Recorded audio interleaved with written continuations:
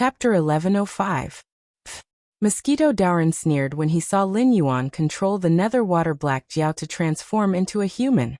Then he sneered at Lin Yuan. Black Jiao, do you only have these two abilities? Although he said that, Mosquito Daoran's eyes clearly flashed with wariness. After all, he knew himself best. He was a blood-winged black mosquito, one of the 5 most ferocious insects of primordial chaos. He was born as a mutant and naturally had the abilities of a mutant. For example, his mouthpart was said to be able to break and absorb everything. Ordinary magic treasures would be damaged after 2 or 3 hits when they collided with his mouthpart, unless it was a treasure on the level of the Xian Huang Pagoda of heaven and earth. After all, it was a divine item that was said to be invincible once it was used. He could do nothing about it. However, other treasures like the 12 lotus platforms would not fare well against his mouthpart. However, the black liquid controlled by the Black Jiao could be said to be his greatest nemesis. It was hard to say if he would be able to defeat that black humanoid if he used his mouthpart as a black spear to clash head-on with that black humanoid. If he did, wouldn't he be afraid that he wouldn't die quickly enough if he ended up sucking in an existence similar to the water of the Styx? Blood-winged black mosquito. Another name is bloodthirsty black mosquito. Am I right? Lin Yuan's main body narrowed his eyes and sneered. Why are you pretending to be afraid of the nether water? If I remember correctly, you were born from the nether blood sea. You are one of the 2 connate life forms born from the nether blood sea's origin. The other connate life form is the nether river patriarch, who is said to be, I will not die as long as the blood sea does not dry up. When he spoke up to this point, he paused and teased. Let me guess. Are you thinking about how many moves you will need to kill me? Otherwise, you will find a chance to suck in 2 mouthfuls of nether realm black water, and pretend to be heavily injured and weak to lure me over and kill me in one blow? Humph. Mosquito Daoran snorted coldly and did not answer Lin Yuan's question directly. Instead he said, Black Jiao, I have thousands of incarnations. Unless you can destroy all the blood-winged black mosquitoes in the world, my true spirit can return even if you seal me in the nether river. So I'll give you 2 choices now. Either you obediently let me kill you, and we can both save some time and energy. Or, you step aside and I'll pretend that I never came to this minor kiliocosm. What do you think? After being exposed by Lin Yuan, Mosquito Daoran wasn't very angry. However, he really couldn't understand why this Black Jiao would know about him. He had only left the mountain once under his teacher's order. He had been cultivating in the cave all this time. Then I have to thank you for reminding me. Lin Yuan's eyes turned cold. The black figure in front of him shook its black spear. White flames came out of its body. Then he stared at Mosquito Daoran and said, After all, there is nothing more suitable than fire to kill insects. Mosquito Daoran's eyes narrowed as he stared in disbelief at Lin Yuan. He didn't know what to say.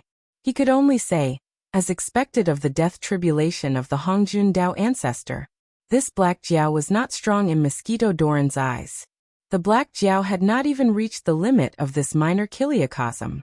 Even if he reached that level, he would be an ordinary person in the great wasteland world, and not a powerful person. However, this Black Jiao was very strange. First, he threw out the 99 soul-scattering gourd to subdue Generals Hung and Ha. Now he was facing off against him. He clearly didn't have any trace of enlightenment, but he could see through the power of the spatial laws to a certain extent.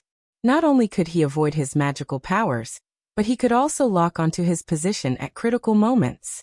Now he had summoned something like the Nether River to form a water serpent to fight. Only now did he become serious. However, this Black Jiao clearly majored in the Nether River technique. How could he summon the flames that he hated in the blink of an eye? Speaking of which, he wasn't afraid of those flames. After all, he had accumulated more than 10 million blood-winged black mosquitoes over the years. Even if some of them were killed, he could still leave this minor kiliocosm safely. Hiss! Whoosh! The black figure stood in front of Lin Yuan. It seemed to be imitating the breathing of a human. After a while he suddenly opened his eyes. The white flames rose again and condensed into a mysterious pattern beside him. Mosquito Daoran didn't know what that mysterious pattern represented, but he could clearly feel that the surrounding temperature was dropping. Strange. Mosquito Darren secretly clicked his tongue. Even though the black flood dragon had clearly summoned flames, it instead caused the surrounding temperature to drop. It was as if this entire region had temporarily turned into a ghost realm. A minor kiliocosm that lacked spiritual energy was enough to make him suffer. If this place really turned into a ghost realm, it would be almost impossible for him to kill the Black Jiao even if he had to pay the price of damaging his foundation. This was because there was no spiritual energy in the ghost realm. There was only endless evil spirit and resentment. It was not a power that he could absorb at all. After all, he was only one of the 5 great ferocious insects. Although his bloodline was top-notch, he couldn't absorb much spiritual energy in the ghost realm. The mysterious pattern beside the black figure became more and more eye-catching. At the same time, Mosquito Darren also realized that the spiritual energy around him was rapidly being sucked away. It was replaced by the aura of the netherworld, which was entwined with resentment and evil spirit. It could be said that at this moment, the Black Jiao directly turned this area into its home ground. Mosquito Darren. He had lived for so long that he almost couldn't remember some things in the past. For example, why did he become a disciple of the Grand Elder? But at this moment, he finally remembered those old things. During the God Investiture tribulation, he called himself Mosquito Darren. If someone asked him about his background, he would only say that he was a blood-winged black mosquito. He didn't mention that he was a bloodthirsty black mosquito, one of the 5 great ferocious insects that didn't belong to the 10 great ferocious insects. That identity was a complete disgrace to the mainstream cultivators in the untainted world. Therefore, he was placed under the command of the Grand Elder to learn the Tao Te Ching and learn the peaceful in action. He hoped that through these teachings, he could wash away the mark of the netherworld blood sea on his body. Reality proved that he did very well. He really washed away the mark of the netherworld blood sea and became one of the Grand Elder's disciples. He followed his master's order to go to the Western Pure Land to destroy the 12 Lotus platforms. That was something that both he and the Grand Supreme had taken as a gamble. Now, seeing that the surrounding environment was constantly turning into a ghost realm, Mosquito Darren's face gradually revealed a terrified expression. Chapter 1106. Mosquito Darren was the disciple of the Grand Supreme and belonged to the 3 sects of the Celestial Sect of Wonders. Since he had never been tainted by the Chi of Calamity, he was not worried that he would die inexplicably in the cultivation tribulation. He traveled to various battlefields, and from time to time he would crush and kill his enemies through force or other means. His purpose was only to gain experience, until his teacher personally came to him and gave him the order. The matter of the Holy Mother of Turtle Spirit. Now that he thought about it, Mosquito Darren had never regretted it. The Western sect's methods were even more strange and powerful than he had imagined. Therefore, the great Tao of space that he was so proud of might not have been hidden from the Taoist priest. Otherwise, why would the White Lotus boy happen to take the wrong cloth bag and open the cloth bag that he was hiding in? Moreover, when he was just released, he only felt extremely hungry and needed a large amount of flesh and blood to fill his hunger. Therefore, when he saw the original form of the Holy Mother of Turtle Spirit that was beaten up by the Taoist priest, he did not even ask and directly devoured it. When a large number of coincidences gathered together, it was definitely not a coincidence. It was very likely that he had been discovered by the Taoist priest long ago. In addition, the aura on his body was the aura of the Celestial Sect of Wonders that could not be concealed. Therefore, although the Taoist priest was not sure which sect he was from, he had indeed used the Tao of the Celestial Sect of Wonders to cause the Holy Mother of Turtle Spirit to die tragically in his hands. It also caused his teacher to pay a huge price to appease the furious Grandmaster of Heaven and protect him who did not know anything at that time. However, the matter of him barging into the Western Paradise and eating the 12th grade Lotus platform was beyond the Taoist priest's expectations. After all, the old thief had probably only sensed him, and he was one of the disciples of the Celestial Sect of Wonders. Therefore, he wanted to kill him with a borrowed knife and get rid of the Holy Mother of Turtle Spirit, who would pose a great threat to the Western sect in the future. Then, he secretly used this matter to sow discord between the 3 sects. Due to the unbearable past, Mosquito Darren suddenly had a kind of fear and interest. He was afraid that once he fell into this ghost realm and absorbed the aura of the netherworld, he would once again become that incomparably ferocious, bloodthirsty black mosquito. The black human figure casually stabbed the black spear in his hand into the void. His hands continuously formed mysterious seals. The pattern formed by the white flames behind him suddenly froze, and the surrounding ghost realm space was completely formed. Good timing. Mosquito Daoran suddenly shouted, immediately attracting Lin Yuan's attention. However, he did not make a move. Instead, he kept looking around secretly, as if he was trying to escape from Lin Yuan's hands using some kind of secret technique. However, how could he let the mosquito Taoist leave so easily when he had already acted tough? The ghost realm was fully activated, covering both the humanoid shadow and the mosquito Daoran. The Dao that can be said is not the Dao. A name that can be named, an extraordinary name. Mosquito Daoran began to recite the Tao Te Ching continuously after sensing that his surroundings had turned into a ghost town. He hoped to suppress his bloodthirsty side through this method, and not absorb the ghostly aura of the netherworld around him. Lin Yuan sized up Mosquito Daoran with great interest, but he nodded silently in his heart. This fellow was actually still unwilling to absorb the netherworld aura, when he was already in such a plight. Or rather, what was this fellow afraid of? After pondering for a moment, Lin Yuan said with a smile, Mosquito Daoran, I know that you can absorb the netherworld aura in the ghost realm. After all, you also came from the netherworld blood sea. So what if you have been practicing the Tao Te Ching for so many years? In the end, it is a cultivation method that only the human race should master. What's the use of practicing it? You were born in the netherworld blood sea. Absorbing the netherworld aura here will only be beneficial to you. Mosquito Daoran just turned a deaf ear to Lin Yuan's teasing, and continued to recite the Tao Te Ching silently. Seeing Mosquito Daoran's indifference, Lin Yuan felt a burst of irritation for some reason. He sneered and said, well, I'd like to see how long you Mosquito Daoran can hold on. As soon as he finished speaking, the power of incense on the interface jumped.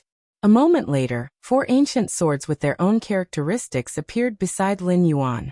It was the immortal slaying sword formation formed by the 4 swords of death, slaughter, trap, and death. At the same time, Shangqing Heavenly Lord, who was secretly observing, changed his expression and murmured, how could this be? The immortal slaying sword formation was originally his specialty.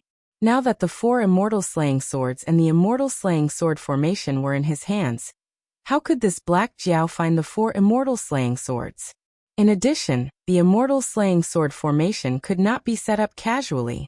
Without the help of the immortal slaying sword formation, at least 4 sage-to-be experts at the peak of the sage-to-be would be required to hold a sword in 4 directions and activate it with great Dharma power. However, Lin Yuan could directly activate the immortal slaying sword formation without the help of the immortal slaying sword formation, which was greatly beyond his expectation. He had already made up his mind to stay out of this matter. No matter what the fate of Generals Heng, Ha and Mosquito Daoran would be, as long as he felt that they had paid a sufficient price, he would naturally end this matter and would not attack them again. After all, he was a big shot standing at the peak of the Great Thousand World, and would not be calculative about every little thing. Of course, if he felt that Mosquito Daoran had not paid a sufficient price, his personality would also affect his 3 separations. Naturally, he would not let this matter go. With the command of Lin Yuan's mind, the 4 swords each took their own positions and formed a huge sword formation. They constantly shot out blood-red sword shadows toward Mosquito Daoran. So that's how it is. Amazing, really amazing. Shangqing Heavenly Lord carefully observed the 4 swords that Lin Yuan had summoned. However, the power and murderous aura that they should have were not even 1/10 of them. It was not until now that he realized that there was nothing wrong with the ability of his original body. He did not even know that the 4 immortal slaying swords had been stolen. It was that although the Black Jiao had indeed summoned the immortal slaying sword formation to deal with Mosquito Daoran, it was different from the real immortal slaying sword formation. The immortal slaying sword formation here was just a random image taken from the long river of time. Under the enhancement of the incense power, it had a part of its past power. However, it was still a poor imitation. It could be said that it had the appearance but not the spirit. Those red sword shadows seemed to be the sword chi of the immortal slaying sword formation. But in fact, the black jiao had imitated the incense power into the immortal slaying sword chi and blasted it on Mosquito Daoran. It was no wonder that the immortal slaying sword formation, which was known as the number 1 killing formation in the untainted land, was not even 1/10 of its original power and murderous aura. Mosquito Daoran was still silently reciting the Tao Te Ching. Soon, a thick layer of mana shield appeared on his body. Chapter 1107. The Tao Te Ching could be said to be a powerful counterattack against Hongjun by the Grand Supreme. After the investiture of the gods, the great Zhou dynasty ruled the world and enjoyed the fate of the country for 800 years. The royal family's prestige collapsed and the country was torn apart. The feudal lords rose and attacked and annexed each other. Gradually, the spring and autumn period became chaotic. In this chaotic period, countless powerful figures emerged. There was no need to mention the ancestors of the various schools of thought. In fact, there were only a dozen schools of thought that left their names. However, at that time, there were far more than just 100 schools of thought. Heroes and sages were also constantly emerging, and there were always a few names that could not be ignored. Confucianism, Confucius. Taoism, Laozi. School of Mo, Mozi. Not to mention the school of Yinyang and its ancestor Zhou Yan, which was separated from the Taoism. It was a game between Haoyan and the Grand Supreme. Who knew which of the sages in the world were the spies of the powerful figures in the untainted land, and which of them were the powerful figures born in time? But no matter what, Laozi Lier appeared because the Grand Supreme did not hesitate to gamble his own good corpse incarnation and reincarnate into the mortal world to plan this great merit for himself. Before the appearance of the Tao Te Ching, the Grand Elder was generally addressed as the hierarch of the Ren school. Lier traveled to various countries to promote Taoism. Before he left Hangu Pass and became a Buddha, he gradually became known as the Tao Ancestor. This behavior was tantamount to a provocation and declaration of war against Hongjun, because everyone who knew about the existence of the untainted land knew that the Tao Ancestor was Hongjun from the beginning. After Laozi was born, the Tao Ancestor gradually became Lier. After dealing with Hongjun, Lier lightly rode out of Hangu Pass on his green ox and transformed into Shakyamuni to perform the beard transformation Buddha. He connected the whole incident. At that time, the Grand Supreme was already a heavenly sage. Even if he founded Taoism and went with the general trend to obtain great merit, it was meaningless. Firstly, he was already one of the sages of the heavenly Tao.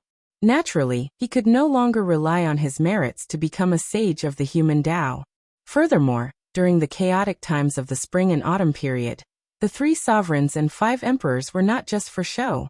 With their hatred for Hongjuan's disciples, if the Grand Supreme wanted to become a sage of the human Tao, they might think that this was another scheme of Hongjuan's.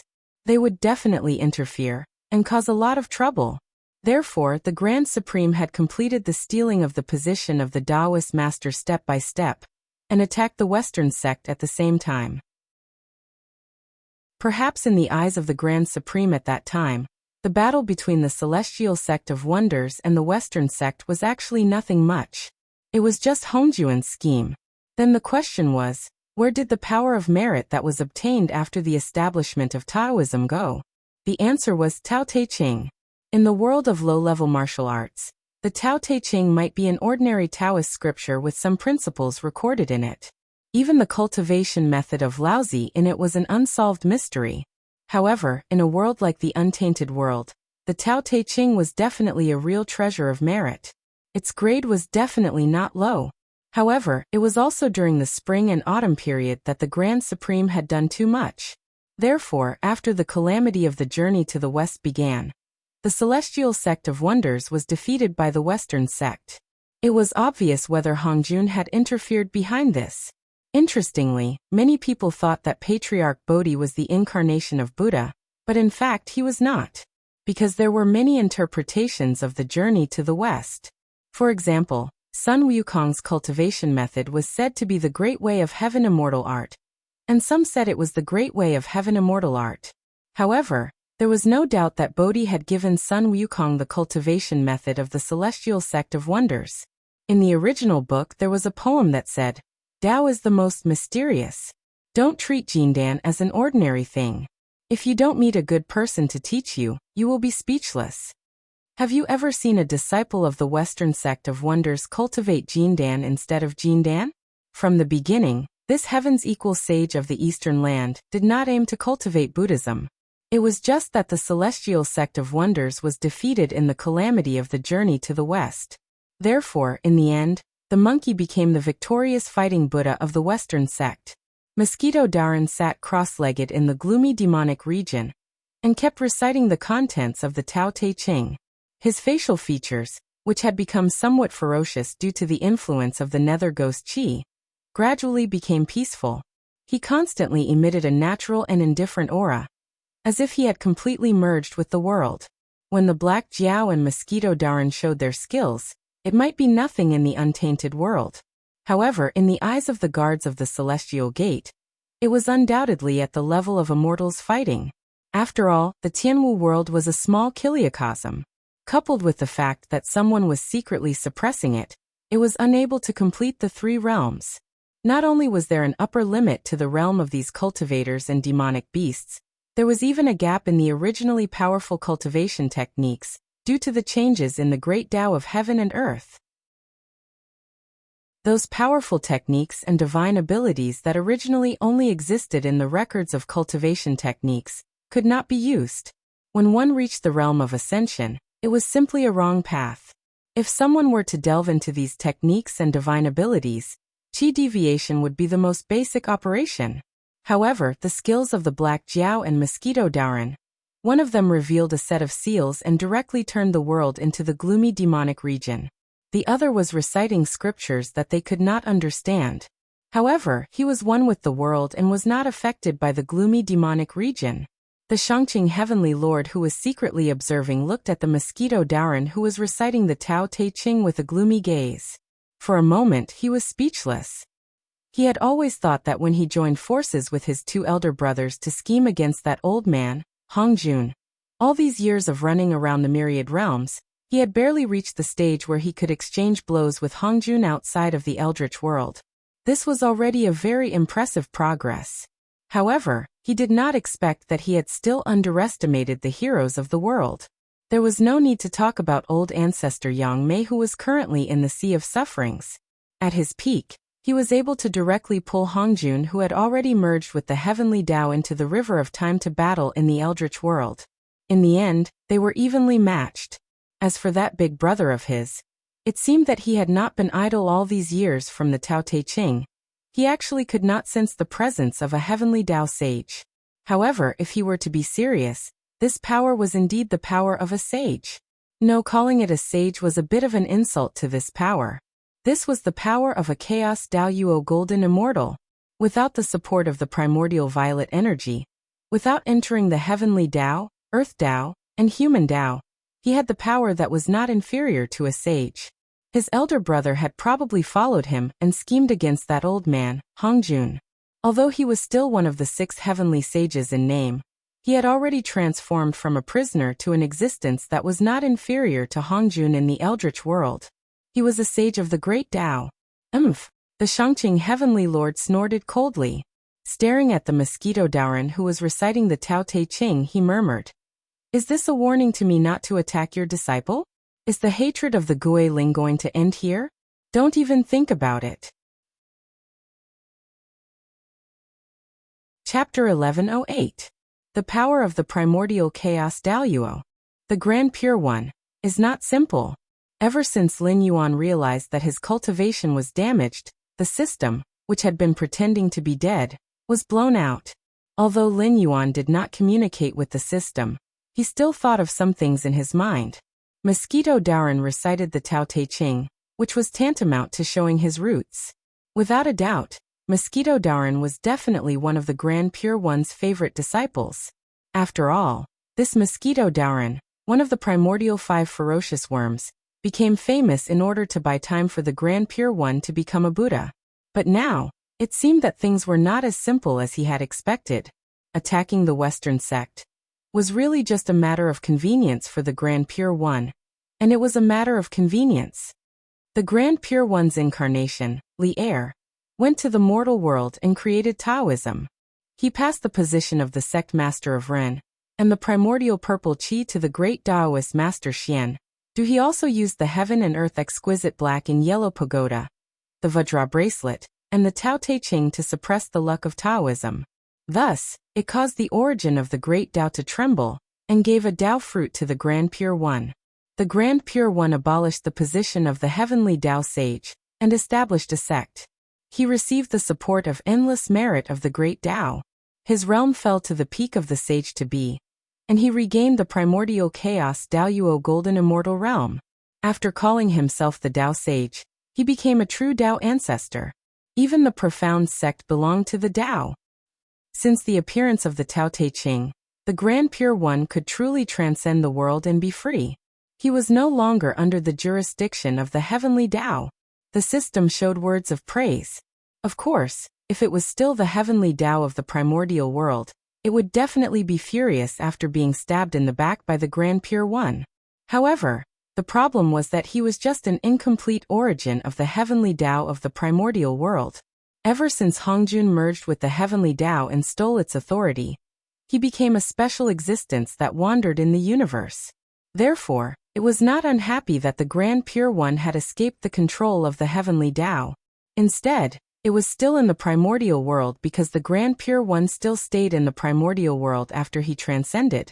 It must have had a plot against Hongjun. It was happy that Hongjun had a strong enemy. But the problem is, Lin Yuan and the system opened their mouths almost at the same time. Both of them looked surprised. Logically speaking, the Grand Supreme had established Taoism, attained the status of Tao Saint, and accepted the Taoist sect under his wing. To Hongjun, such an action was not as simple as losing the position of Tao ancestor. If Hongjun was not an innate god and had obtained the absolute right to rule the Eldritch world, he would not be a match for the Grand Supreme at all. Otherwise, the Grand Elder would not have stayed in the untainted world to continue the game with Hongjun after stabbing him in the back. After all, the world of cultivation was the same in that world. The law of the jungle was the key. If one did not have the strength of a chess player, the chess player on the other side did not need to play with him at all. He could just kill him directly. But the biggest problem was that the Grand Supreme's series of actions were done right under Hongjun's nose. Why did this happen? Was Hongjun's eyes covered, or did he not want to care about it and deliberately let the situation develop to this point?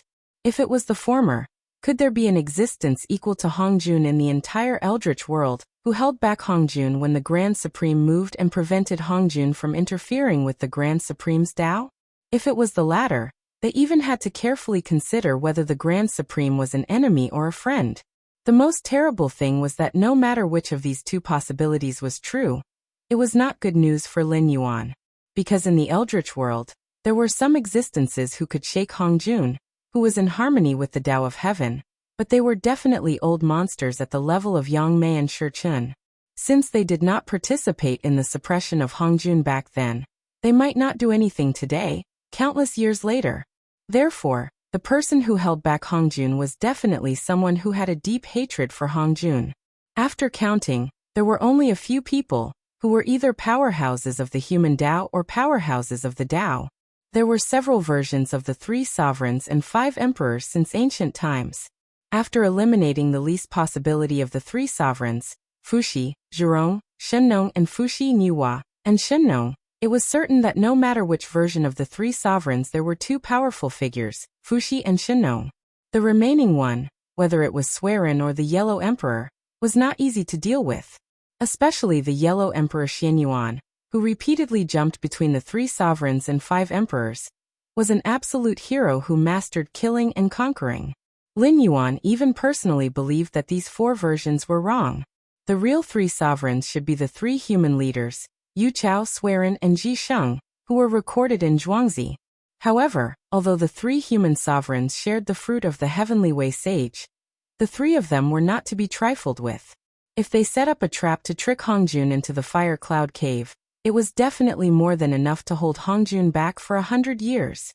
As for the powerhouse of the Tao, there was nothing to say. There was only the primordial spirit of the Earth Empress, who had turned into samsara, Empress Pingxin. Although Empress Pingxin, who was supposed to be on par with Hongjun, became a prisoner in the netherworld, if she had any plans, whether it was the Ksitigarbha Bodhisattva of the Western religious sect, the 10 Yama kings of the underworld, the immortals of the Xianmen and the Divine Way, or even the mysterious Lord of Mount Tai, they might not be able to gain any benefits in the netherworld. After all, Empress Pingxin was invincible in the netherworld. If she wanted to do something, Hongjuan's real body had to suppress her, and it would take a long time. Was there anyone in the untainted land who was easy to deal with? Not to mention the system itself, which had been causing trouble for Hongjun. Tongtian, who was sent out by Sanqing, was also a top powerhouse in any great wide world. Therefore, for countless years, the system and Tongtian were not the only ones who were secretly active. The powerhouses in the untainted land were also trying to find ways to save themselves, such as the 3 sovereigns and 5 emperors, Dao Pingxin, and Taishang Tao Ancestor.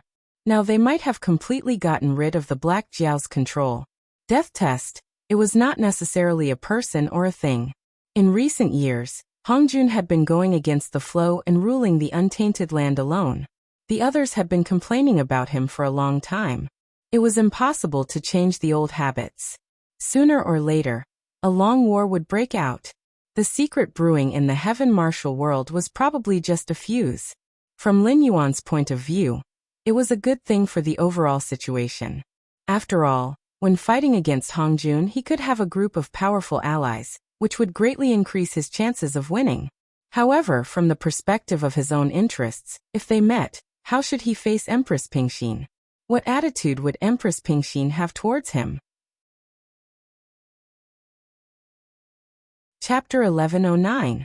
Lin Yuan pondered for a moment, and opened his mouth to speak. Suddenly, a voice exploded in his mind.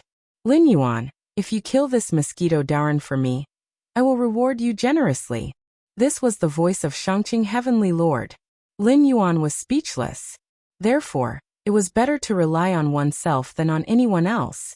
Among the Sanqing family, although the Grand Supreme had always played the role of a big brother and a peacemaker, they were still brothers after all. Their relationship was not bad. Even when the Sanqing family joined forces to plot against Hongjun, the Grand Supreme and Yuanshi were not selfish at all, and sent the youngest Tongtian sect leader out. But now, because of the old grudge between the Holy Mother of Turtle Spirit and the Mosquito Daoran, Shangqing Heavenly Lord actually asked him to kill the Mosquito Daoran without hesitation. This was really, he did not know what to say. With the Tongtian sect leader's protective and vengeful character, he was probably beyond saving. Seeing that Lin Yuan did not respond, Shangqing Heavenly Lord clenched his teeth and communicated with Lin Yuan through divine thoughts again. The 4 celestial slaying swords are still in my original body's hands.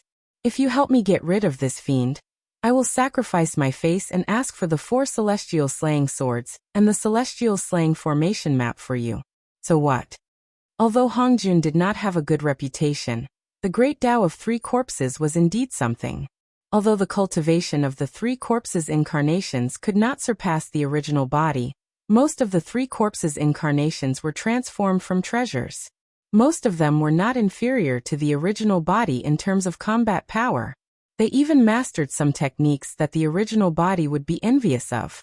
More importantly, the 3 corpses' incarnations had independent consciousness. Although they would listen to the instructions of the original body, when they were independent, it was not wrong to say that the 3 corpses' incarnations were 3 independent cultivators. Just like how Shangqing Heavenly Lord was one of the 3 corpses' incarnations of the Tongtian sect leader, but he still addressed the original body as a fellow cultivator. As for whether his words could be trusted or not, after all, he was one of the Sanqing. Although the Tongtian sect leader did not care about his reputation as much as the Heavenly Lord Yuanshi, he could still stick to his words. In addition, the Tongtian sect leader had asked Meng Qi to kill Mosquito Daoran, which meant that Meng Qi had formed a karma with the Taishang. On the other hand, the Shangqing Heavenly Lord had also formed a karma with Meng Qi. If the Shangqing Heavenly Lord did not give Meng Qi the 4 immortal slaying swords and the immortal slaying formation map, The karma would harm Meng-Chi sooner or later. Junior will try his best. Lin Yuan's eyes narrowed slightly as he agreed with a smile. What was there to be afraid of having karma with the Tao Saint Grand Elder? Ever since he had been saved by the system and sent to the Heaven Martial World, he had formed karma with Hongjun. Lin Yuan was very clear about this. From the start, he had been trying to level the relationship between himself and the system because he knew that he did not owe the system any karma. Although the system had saved him, it had also nurtured him as a weapon to deal with Hongjun. Thus he did not owe the system anything. Then there was the problem. Since he had already formed a karma with Hongjun, so what if there was another Tao Saint? If he could not defeat Hongjun, his body and soul would be destroyed. Senior Luo Ho was an excellent example. If he could defeat Hongjun, it meant that he would not be afraid when facing the Taishang Tao Saint. He would just have to use his strength to fight. The main thing was that the Taishang's personality was there. If one said that he was quiet and did not do anything, there would be no problem. He could play the role of a good big brother and a good teacher. However, when it came to matters that would affect his fundamental interests, the Taishang would not be heartless. Lin Yuan did not believe that the Taishang would fight to the death with him for the sake of Mosquito Daoran. There were no good people in the Eldritch world. Be it Sanqing, Hongyun, Hongjun, or even the various Eldritch world bosses. If one were to compare them seriously, one would not be able to find half a good person. In other words, those who were truly good would not be able to leave their names in the harsh environment of the Eldritch world. They would have been eaten clean. Different from those stories that had been processed by art. The real cultivation world was a place where the strong preyed on the weak. Although it was not to the extent that people would kill for treasures and seek revenge every day, similar things were done by everyone. Although the shameless duo of the Western sect was extremely shameless, on the other hand, they were the most honest existences. Shameless was shameless, evil was evil, and they did not hide it. In terms of actions, one did not care about one's heart. In terms of heart, there was no saint. This sentence was applicable in any world and any place. As for protecting one's shortcomings, the Tongtian sect leader's character of protecting one's shortcomings was the same as the Yuanshi Tianzuan's pride. The latter did not care who the problem was. As long as one embarrassed him, he would fight it out. However, the Tongtian sect leader did not care who one was or what one's background was. If one dared to touch the person he liked, he would definitely kill that person. However, protecting one's shortcomings did not mean that the Tongtian sect leader would do it at all costs. Just like now, although Mosquito Daoran, who killed the Holy Mother of Turtle Spirit, was close at hand, Shangqing Tianzuan, who had the ability to kill him, did not do it directly. Instead, he did not hesitate to use the 4 celestial slaying swords and the celestial slaying sword diagram as the price to ask Lin Yuan to do it. It was obvious that he did not want to fall out with the Taishang, but he also wanted to avenge the Holy Mother of Turtle Spirit. Naturally, it was the same when it came to the Taishang. When Lin Yuan's cultivation of the scripture of all beings was completed, he would definitely not be inferior to a sage of the Great Path. Coupled with the supremacy of the Great Path, Lin Yuan's strength would definitely not be inferior to that of an Origin Daoyuo Golden Immortal, with the help of the scripture of all beings. If he went to the Tianwu world, even Hongjun at his peak would have to temporarily avoid him. He did not believe that the Taishang would fall out with him over a Mosquito Daoran, and insist on a life and death battle. System, deduct the power of incense and increase the power of the celestial slaying sword formation. A cold light flashed through Lin Yuan's heterochromatic eyes, and he silently communicated with the system in his mind. In the instant that he said this, the power of incense suddenly dropped and directly fell to 300 million. Although Lin Yuan was pained, he could understand. Laozi had bestowed the original copy of the Tao De Sutra to Yishi.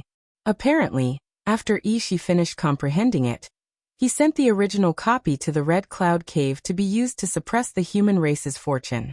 The Tao De Sutra, which had already absorbed a lot of power of virtue, transformed into a supreme treasure of human virtue. Although Mosquito Daoran had only recited the Tao De Sutra, Lin Yuan's celestial slaying sword formation was not the real deal. In order to break through the defenses of the Tao De Sutra, It was not difficult to understand why he would expend a lot of incense. Furthermore, once he killed Mosquito Dauren, wouldn't the 4 immortal slaying swords and the immortal slaying sword formation truly fall into his hands? This might be a small loss, but the benefits were indeed quite significant. Words are not good, but words of praise are not good. Those who are kind do not argue, but those who argue are not good. Mosquito Dauren was still reciting the Tao De Sutra. Lin Yuan, who had read the contents of the Tao De Sutra in his past life, could vaguely remember that Mosquito Dauren had already reached the end of the book. If his guess was correct, once he finished reciting the entire book, it would definitely be the time for Mosquito Dauren to counterattack. Chapter 11:10. The Way of Heaven, Benefits but Not Harms. The Way of the Sage, for the sake of not fighting. Lin Yuan did not know how much content was in the Tao Te Ching written by the Taishang Shu. Most of the books circulating in the future were missing due to various reasons such as natural disasters and man-made disasters. Many of the books even had monster-like existences. However, when he heard Mosquito Dauren's words, the Tao Te Ching that Lin Yuan knew had already ended. Moreover, these 2 sentences carried an inexplicable power. Translated into plain words, it meant that the law of nature was to let everything benefit without harming them. The sage's code of conduct should be to not compete with others in everything he did. If there was no mythological background, there would be no problem with this sentence according to the above understanding. However, with the mythological background, these 2 sentences were equivalent to completely denying Hongjun. People only knew that the destined 6 sages became heavenly sages after being bestowed with the Hongmeng immortal qi by Hongjun. They had to respectfully address Hongjun as their teacher. However, if they did not participate in this grand scheme, who would have thought that the so-called destined 6 sages were just prisoners and dolls? They had been thinking about how to escape and overthrow Hongjun's rule from the beginning to the end. The moment the Taishang Shu wrote the Tao Te Ching, it was tantamount to declaring war on Hongjun. After these 2 sentences were read, the endless power of morality suddenly appeared from all directions and supported Mosquito Dauren's body. In the tide of the power of morality, the Sun Luo demonic region created by Lin Yuan was as fragile as a piece of white paper. It was easily torn apart, and the real world was revealed again. Lin Yuan's face suddenly turned pale, and a look of horror flashed across his eyes. This Sun Luo demonic region was not a small trick. As the world was getting closer and closer to completion, he condensed a piece of underworld soil with the help of the underworld blackwater. Every inch of land required more than 50 kilograms of underworld blackwater. If he wanted to condense an inch of underworld soil without carrying out a large-scale massacre, Lin Yuan would have to work day and night for 3 full days to condense a piece of underworld soil. This piece of underworld soil combined the power of the underworld river that Lin Yuan currently controlled with the power of the Hungry Ghost Path and the Azura Path's reincarnation power. He even borrowed many characteristics of the law of space from the willow branch that ancestor Yang Mei had given him. This was how he created the Sun Luo demonic region. However, Mosquito Dauren had only read the Tao Te Ching once and directly broke his 3 Luo Qing. If he wanted to create another piece of Luo demonic region, he would have to start. Amazing. Lin Yuan took a deep breath, calmed down his mood, and praised from the bottom of his heart. The Tao Te Ching deserved to be called a merit treasure. For the first time, he truly felt the gap between himself and the real big shots in the untainted land. However, Lin Yuan was not discouraged. After all, the Tao Te Ching was a merit treasure. With the help of the Tao Te Ching, it was very easy for it to break his Sun Luo demonic region. If it could not break it, Lin Yuan would have to think about what went wrong. Now the Heaven Martial World had not completed the 3 realms and 6 paths. Lin Yuan could only imitate a similar power. When the world was completed, his Sun Luo demonic region would naturally be supported by the power of the world. He dared not say that he would be recognized by the Great Way, but he would really become the underworld of the Heaven Martial World. At that time, not to mention the Tao Te Ching, even the Tao Te Ching would not necessarily be able to destroy this underworld. Many people would combine the netherworld and the netherworld together. In fact, it was different. The netherworld was just the layout of the Western sect. It combined the rules that existed in the netherworld to create a set of reincarnation processes. There were 5 types of immortals: heaven, earth, man, ghost, and God. Among them, ghost immortals were the weakest. In a sense, the netherworld was a subordinate unit. Normally speaking, when the underworld was mentioned, practically everyone's first reaction would be the underworld. This was because the legends of the 10 kings of hell and the 18 levels of hell were too widespread.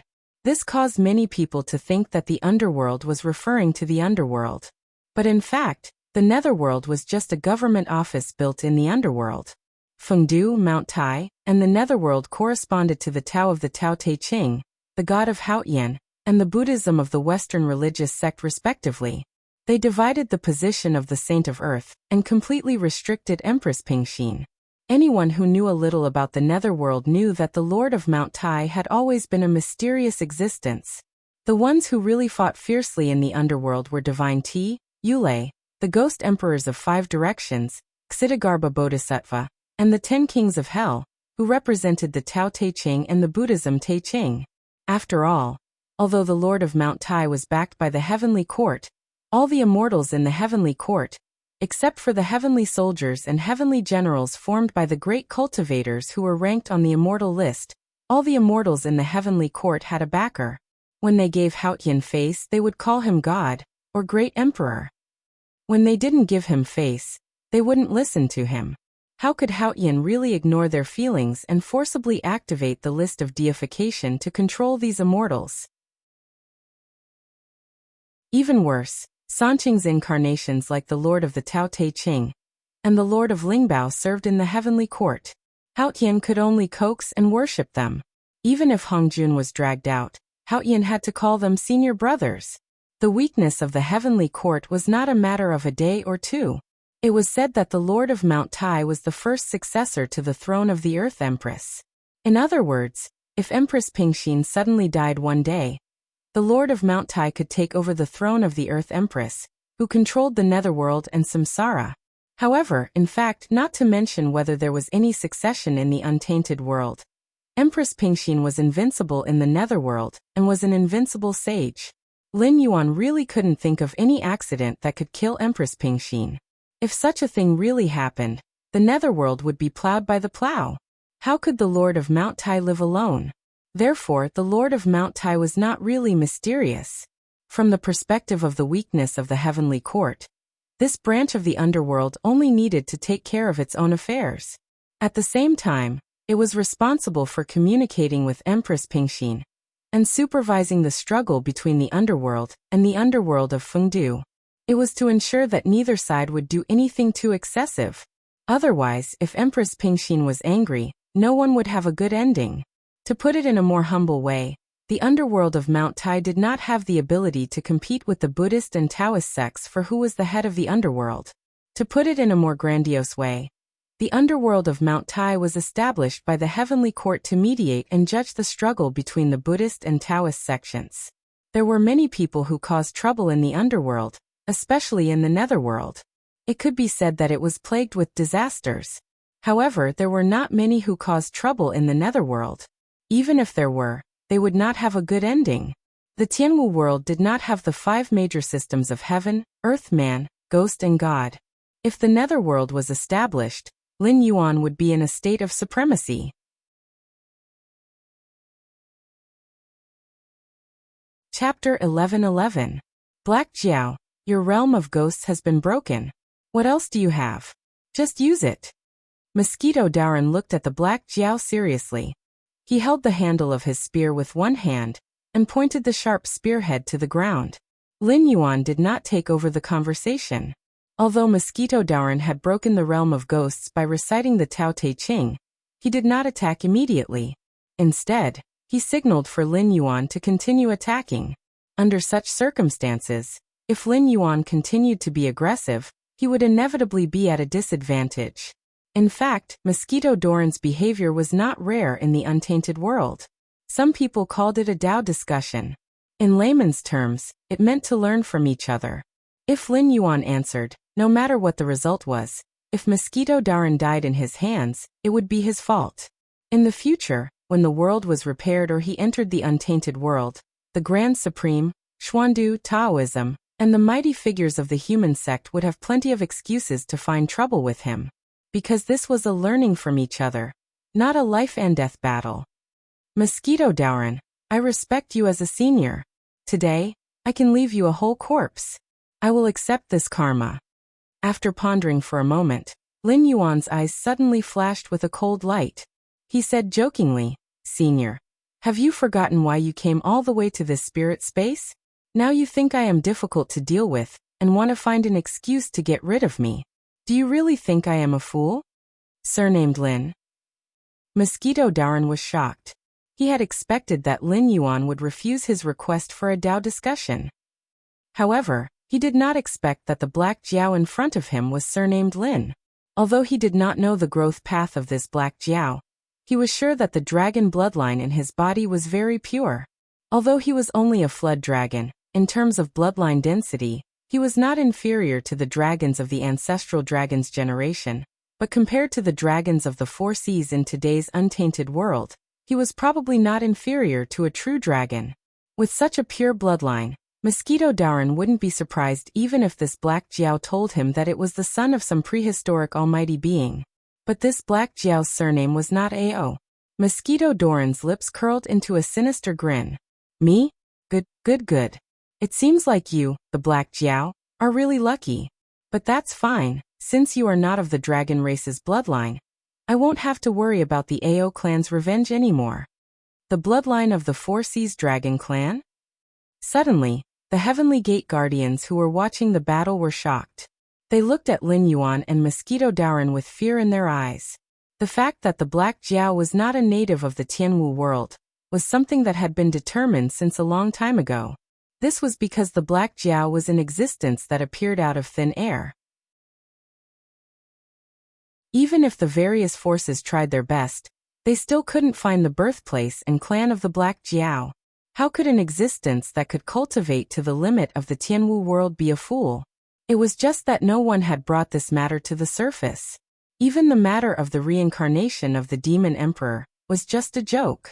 Not to mention the great cultivators on the human side. Even the demon beasts of the desolate demon realm were unwilling to enter the cycle of reincarnation. They would prepare a grotto heaven and leave behind countless backup plans. Even if they successfully completed their reincarnation, it was normal for them to not appear in the world for decades. After all, anyone in the cultivation world could be said to have enemies everywhere. Even if there was no hatred, it was naturally excellent to have one less cultivation resource. Therefore, once they appeared in the world, they would be almost as strong as when they were at their peak. For example, although Yang Qinglin of the Blood God sect successfully completed his reincarnation, if it wasn't for Lin Yuan's strong rise in the northern frontier, and his suppression of the sects, who knew when this ancient cultivator would appear in public? A reincarnation of the demon emperor of the spirit awakening realm. Wouldn't it be a joke? However, Lin Yuan had indeed pulled the tiger skin well back then, and displayed the deterrence of the ancient demon court to the extreme. After all, those who were not powerful could not defeat Lin Yuan. And those powerful figures were very clear about one thing. The ancient demon court was not destroyed. Instead, it disintegrated on its own for some reason, and disappeared in the long river of history. Now the top figures among the guardians of the heavenly gates were most likely small fries in the era, when the ancient demon court was active. These small fries had become big shots and lived until now. Who could guarantee that the experts of the ancient demon court had fallen? Therefore, under the premise that there were no huge benefits, indeed, no one was willing to offend Lin Yuan. After that, Lin Yuan rose in the northern frontier, and established the Northern Territory Chamber of Commerce. Although it attracted the attention of some people, they did not get much benefit. The Black Jiao pulled out a background that seemed to be even more terrifying than the ancient demon court in the Endless Sea. Moreover, there were indeed experts from other worlds who came to suppress all enemies for Lin Yuan. In a short 3 minutes, it was enough to scare these big shots who were used to being at ease. However, where Lin Yuan came from and how powerful the forces behind him were still unsolved mysteries. There were experts from the outside world who entered the Sky Martial world to deal with Lin Yuan. This could be said to be unexpected, but it was also reasonable. The natives of the sky martial world did not know how vast the various worlds were, but only a small number of people could obtain the cultivation resources of any world. This was an ecological environment that could not be avoided in any world. Therefore, the more powerful the forces behind Lin Yuan were, the more enemies he would have. This was something that could not be avoided. For example, the cultivators of the sky martial world, whether it was the imperial court, sect, or aristocratic family, there were many conflicts between them. However, in the end, there were almost no deep hatred between them. 99% of them were for resources and benefits, and there were very few boring disputes over face. However, now it seemed that the background of the dragon race of the Four Seas was not simple. The Endless Sea was originally ruled by the whale race. With the appearance of the dragon race of the Four Seas, and after a long period of war, the powerful whale race was killed and expelled. The overlord of the Endless Sea was changed to the dragon race of the Four Seas. This was something that everyone knew, but no one knew where the powerful dragon race of the Four Seas came from. They only knew that when they appeared, they had the strength to contend with the overlords of the Endless Sea and the natives. After reproducing for so many years, the dragon bloodline demonic beasts became nobles among the demonic beasts. However, it was also a fact that the throne of the dragon race of the Four Seas was not stable. Not to mention the demonic beasts and the various sea demon clans in the Endless Sea. Even the guardians of the Heavenly Gate wanted to take advantage of this opportunity, to bite off a piece of fat meat from the Endless Sea. However, when the young man in the blood-red robe finished speaking, immediately many people gave up on this idea. When they looked at the Endless Sea, there was a faint trace of fear.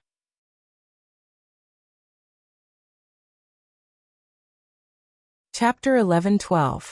Although the two cultivators from the outside world who were dressed like generals were suppressed by the Scarlet Gourd as soon as they entered the arena, the Heavenly Gate Guardians who had a little bit of eyesight could see that the other party's strength was definitely not inferior to the top among them. Moreover, the purity and quality of the energy was far above theirs. The moment they stepped out of the Heavenly Gate, their faces revealed looks of disdain. Obviously, they came from a world that was countless times stronger than the Tianwu world. That was to be expected. These guys were here to deal with the Black Jiao. The Black Jiao's background was mysterious, and it was definitely far beyond their expectations. This was because the forces in the Tianwu world were not completely ignorant of the myriad of worlds. For example, the Wandering Immortal sect was a powerful force that had established branches in various worlds. However, the top experts they knew did not dare to say that they could casually cross over to any world and still maintain the ability to crush everything. However, the experts summoned by the Black Jiao could obviously do that. Therefore, these guys who came to look for trouble with the Black Jiao, even if their backgrounds were inferior to the Black Jiao's, they were still far stronger than the Tianwu world. However, even such existences were vaguely afraid of the dragon race of the Four Seas, and the revenge of the Ao clan. One had to know that even in the Tianwu world, the direct descendants of the dragon race of the Four Seas also called themselves Ao. Good guy. One of the desolate demon realm's dragon race who was secretly watching the battle suddenly smiled happily. He could not suppress the pride on his face. Just watching a show and he found himself a powerful backer? This was a huge gain. I have no relationship with the Ao clan. It can even be said that I have no relationship with the forces over there. Therefore, you don't have to worry that after killing me, they will take revenge on you. However, the prerequisite is that. Lin Yuan narrowed his eyes slightly and said mockingly, "You can really kill me." Hearing this, the mosquito Daoran narrowed his eyes slightly, because in his opinion, Lin Yuan's words were indeed too arrogant. Not to mention that Lin Yuan was only a person from the ancient era. Even in the chaotic world, other than the gods like Yangmei and Hongjun, there were not many existences that had lived longer than him. The so-called 5 primordial ferocious insects were all tainted with the primordial qi left behind by Pangu. Those like him who had sealed themselves and did not appear in the world again were not well known. However, he did not believe that Lin Yuan had not heard of the others. In the Journey to the West Calamity, the number 1 was the main character of the Journey to the West drama, the golden cicada who was sent into the samsara by Tathagata and reincarnated as Tang Sanzang. Because of the series of dramas in the journey to the West, many people might think that the Tang Sanzang who went to the West to retrieve the Buddhist scriptures was the gentle and polite white-faced monk in the dramas. However, before his reincarnation, the golden cicada was infamous in the chaotic world. His original form was a golden cicada with 6 pairs of thin wings on his back. He looked harmless, but he had a huge appetite. Every primitive creature that met the golden cicada would become his food. In addition, the golden cicada's mortal body was indestructible. Not to mention ordinary magical weapons. Even divine fire and divine lightning couldn't hurt him at all.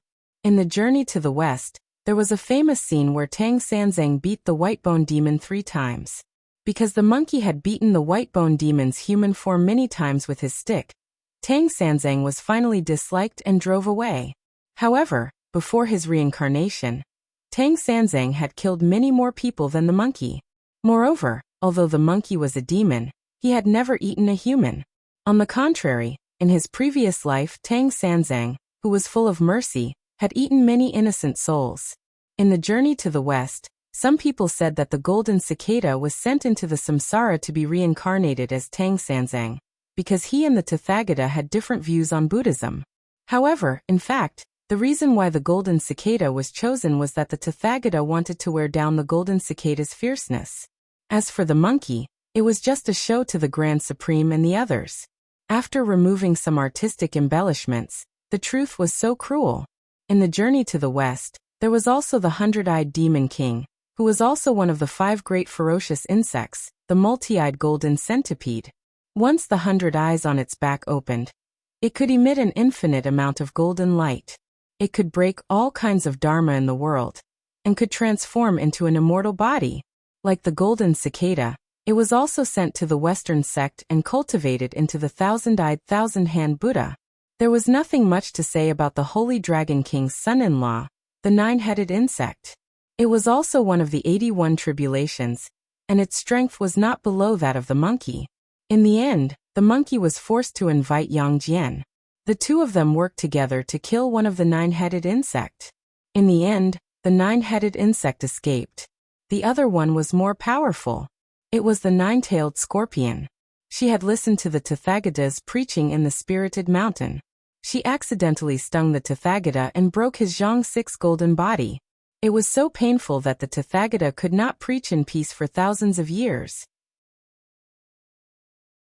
Even when the Western sect worked together to capture her, she still managed to escape from the spirited mountain. It was obvious that her poison was strong and her methods were powerful. Although the mosquito Daran was not famous, he could be called the 5 ferocious insects of the primordial world with the other 4. Whether it was in terms of experience or methods, he was not inferior at all.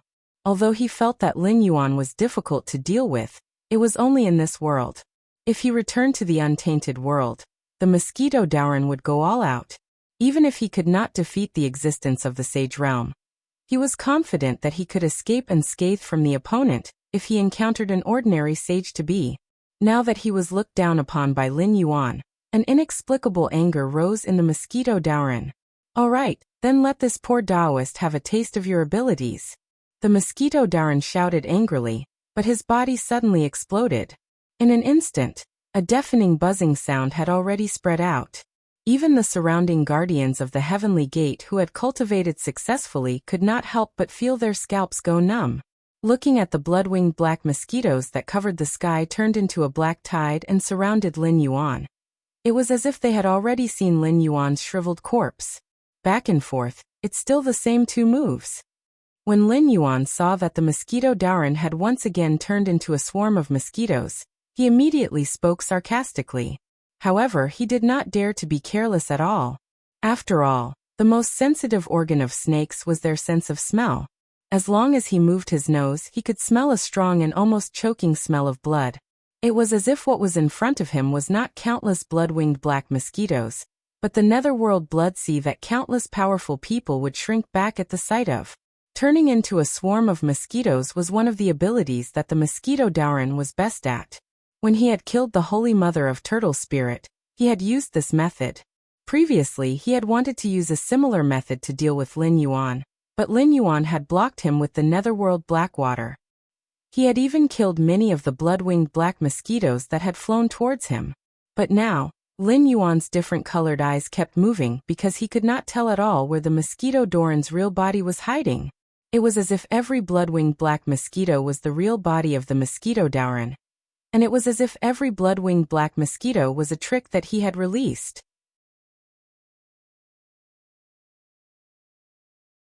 Chapter 11:13. Mosquito Doran can create billions of clones. His real body could be hiding in the swarm, waiting for an opportunity to attack me. It's also possible that all of this is a smokescreen. Mosquito Doran's real body is hiding in the void, just like what he did at the beginning, waiting for me to reveal a flaw. Lin Yuan narrowed his eyes slightly and quickly dismissed the distracting thoughts, coming up with the two most probable conclusions. The 5 ferocious primordial bugs were very powerful, but in Lin Yuan's eyes, they were just so. Other than Mosquito Doran, who disappeared after being sealed as a god, all of them became the whetstones prepared by Tathagata for the Golden Cicada Master. Mosquito Doran's cultivation was now suppressed to the Demon King realm in the Tianwu world. He could only rely on the mana cultivated in the Eldritch world, and the Abhijna that surpassed the Tianwu world system to fight.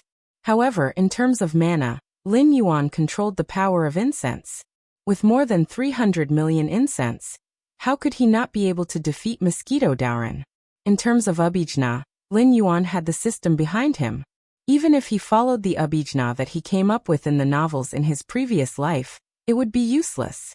He could connect to the system at any time, and find a suitable Abhijna from the myriad worlds to turn into a skill.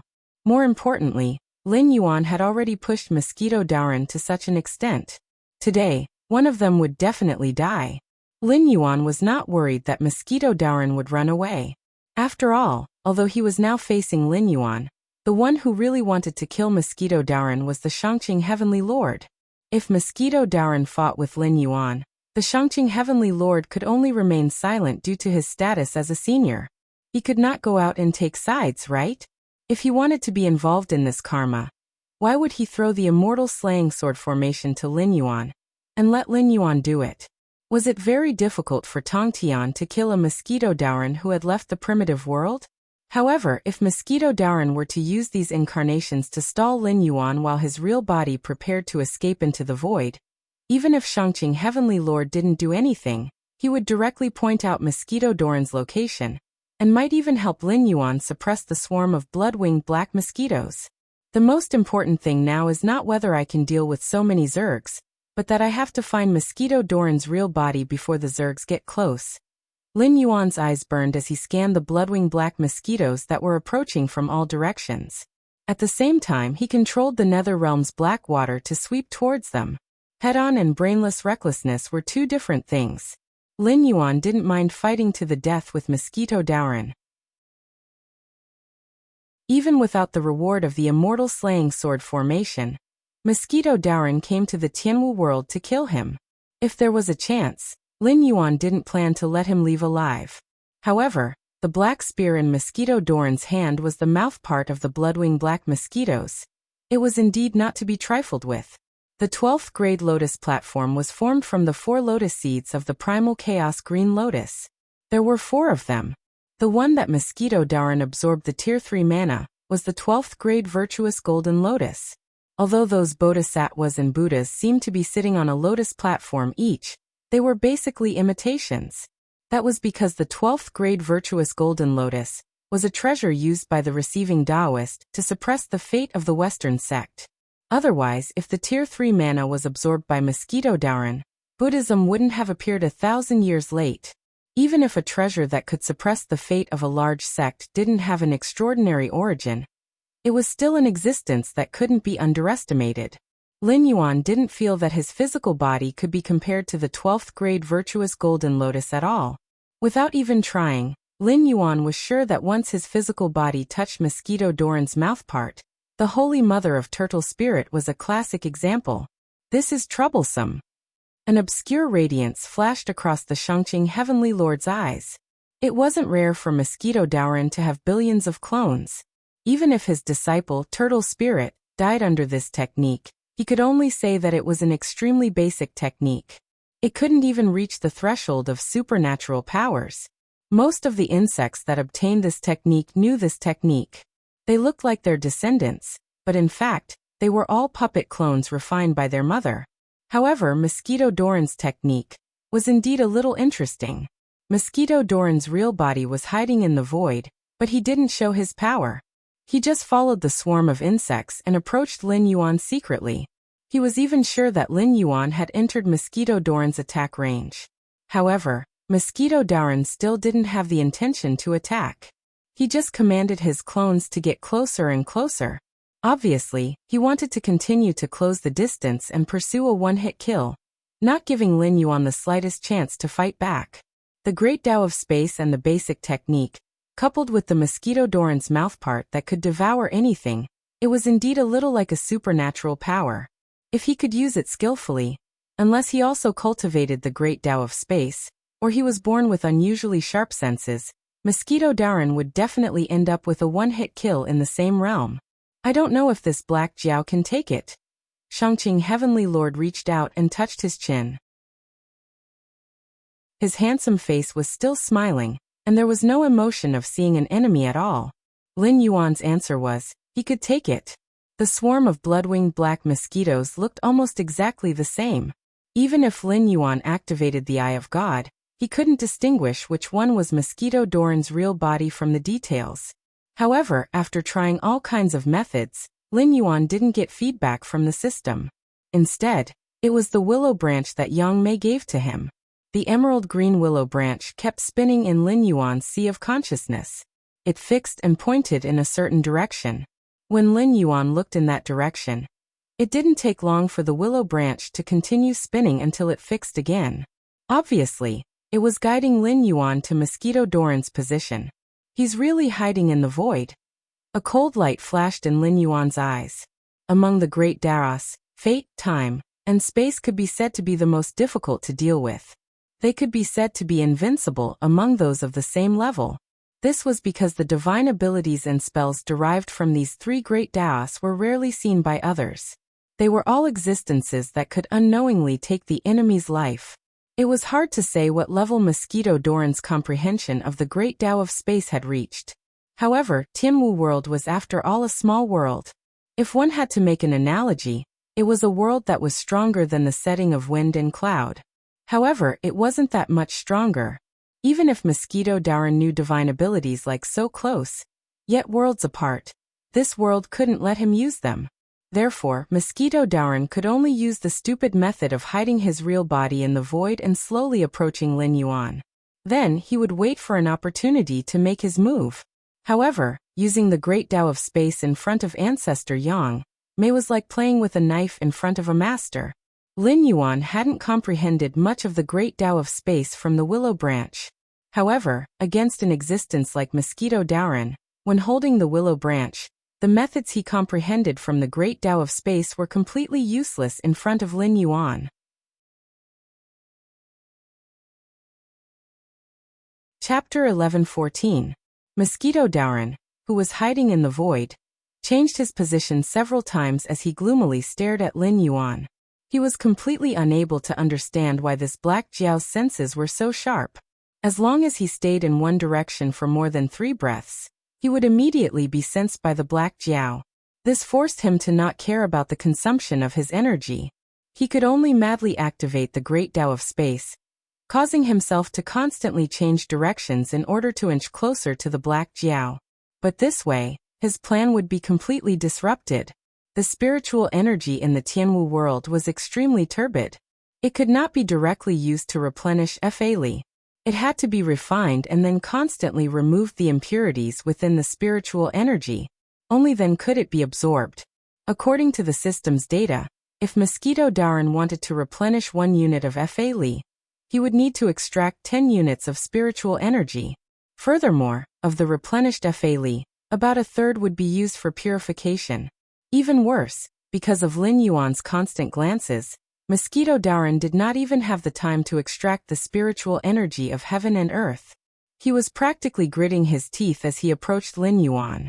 Therefore, according to this consumption, when he reached Lin Yuan's side, he would have to explode with his strongest attack.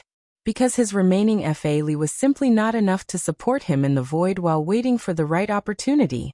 Suddenly, large swarms of blood-winged black mosquitoes seemed to have gone crazy. They flapped their wings and accelerated towards Lin Yuan. Lin Yuan's eyes did not have the slightest ripple. He only slowly opened his mouth and spat out a large amount of nether realm black water, which melted with the blood-winged black mosquitoes like a black tide. At this moment, a cold light shone behind Lin Yuan. A blood-winged black mosquito actually drilled out of the void and fiercely slammed into Lin Yuan's defenseless back. A diversion. I guessed it. Lin Yuan's lazy voice sounded. Layers of black nether realm water formed a mirror behind Lin Yuan. The blood-winged black mosquito courageously smashed through 6 layers of water shields, almost stabbing into Lin Yuan's flesh. Only then was it melted into water droplets by the 7th layer of water shield. Those blood-winged black mosquitoes that were flapping their wings and making deafening buzzing sounds seemed to have lost their command. Some continued to attack Lin Yuan, who seemed to have let out a sigh of relief. Some froze in place as though they had lost their souls. That's it. In an instant, many of the Heavenly Gate Guardians who were watching the battle had a look of ridicule in their eyes. He had thought that this guy who dared to cross worlds to find trouble with the Black Jiao would be very powerful. In the end, he was like a silver spear with a wax head. He didn't even touch the Black Jiao before he was punished. Are you here to be funny? Right at this moment, a sudden change occurred. Another beam of cold light broke through the shackles of the void. A blood-winged black mosquito charged towards Lin Yuan from the opposite direction. Oh, I've caught you. However, Lin Yuan had already turned his head the moment the blood-winged black mosquito charged out of the void. He gloomily stared at the mosquito Doran's main body. He did not have much understanding of the space Tao. After all, his natural endowments were there for all to see. Even cultivating step by step was fraught with difficulties, let alone understanding the space Tao. Even the space Tao that he had used to create the limitless demon was borrowed from the willow branch. He had simply copied it. This allowed his limitless demon to have the effect of sealing space. As for relying on himself to sense the location of the mosquito Doran's main body, Lin Yuan did not have this thought at all. Wouldn't it be foolish not to use a treasure when there was one? From the very beginning, Lin Yuan knew that the blood-winged black mosquito that had launched a sneak attack from the void was not the main body. It was a smokescreen that the mosquito Doran had used to confuse him. He wanted to force him to use his trump card, and Lin Yuan had indeed done so. As expected, the moment he used this trump card, the mosquito Doran's main body was immediately shaken out. After all, the consumption of the mosquito Doran series of actions was not low to begin with. After being forced by Lin Yuan's gaze twice and even preparing a smokescreen, the consumption had reached a new level. Now the mosquito Doran could really be said to be going all out. With a thought, a willow branch flew out of Lin Yuan's mouth and crashed straight into the mosquito Doran. Immediately, the world was directly isolated and sealed. The willow branch that the patriarch of Yangmei had given him had actually imprisoned the mosquito Doran. This was not Lin Yuan's limitless demonic domain. This was a willow branch plucked from the patriarch of Yangmei's main body. What kind of existence was the patriarch of Yangmei? One of the primordial innate godfiends, the hollow willow, and the carrier of rules. It could be said that the patriarch of Yangmei was the manifestation of the great Tao of space. Once these innate godfiends were born with consciousness, their strength was not inferior to that of a chaos zenith heaven golden immortal.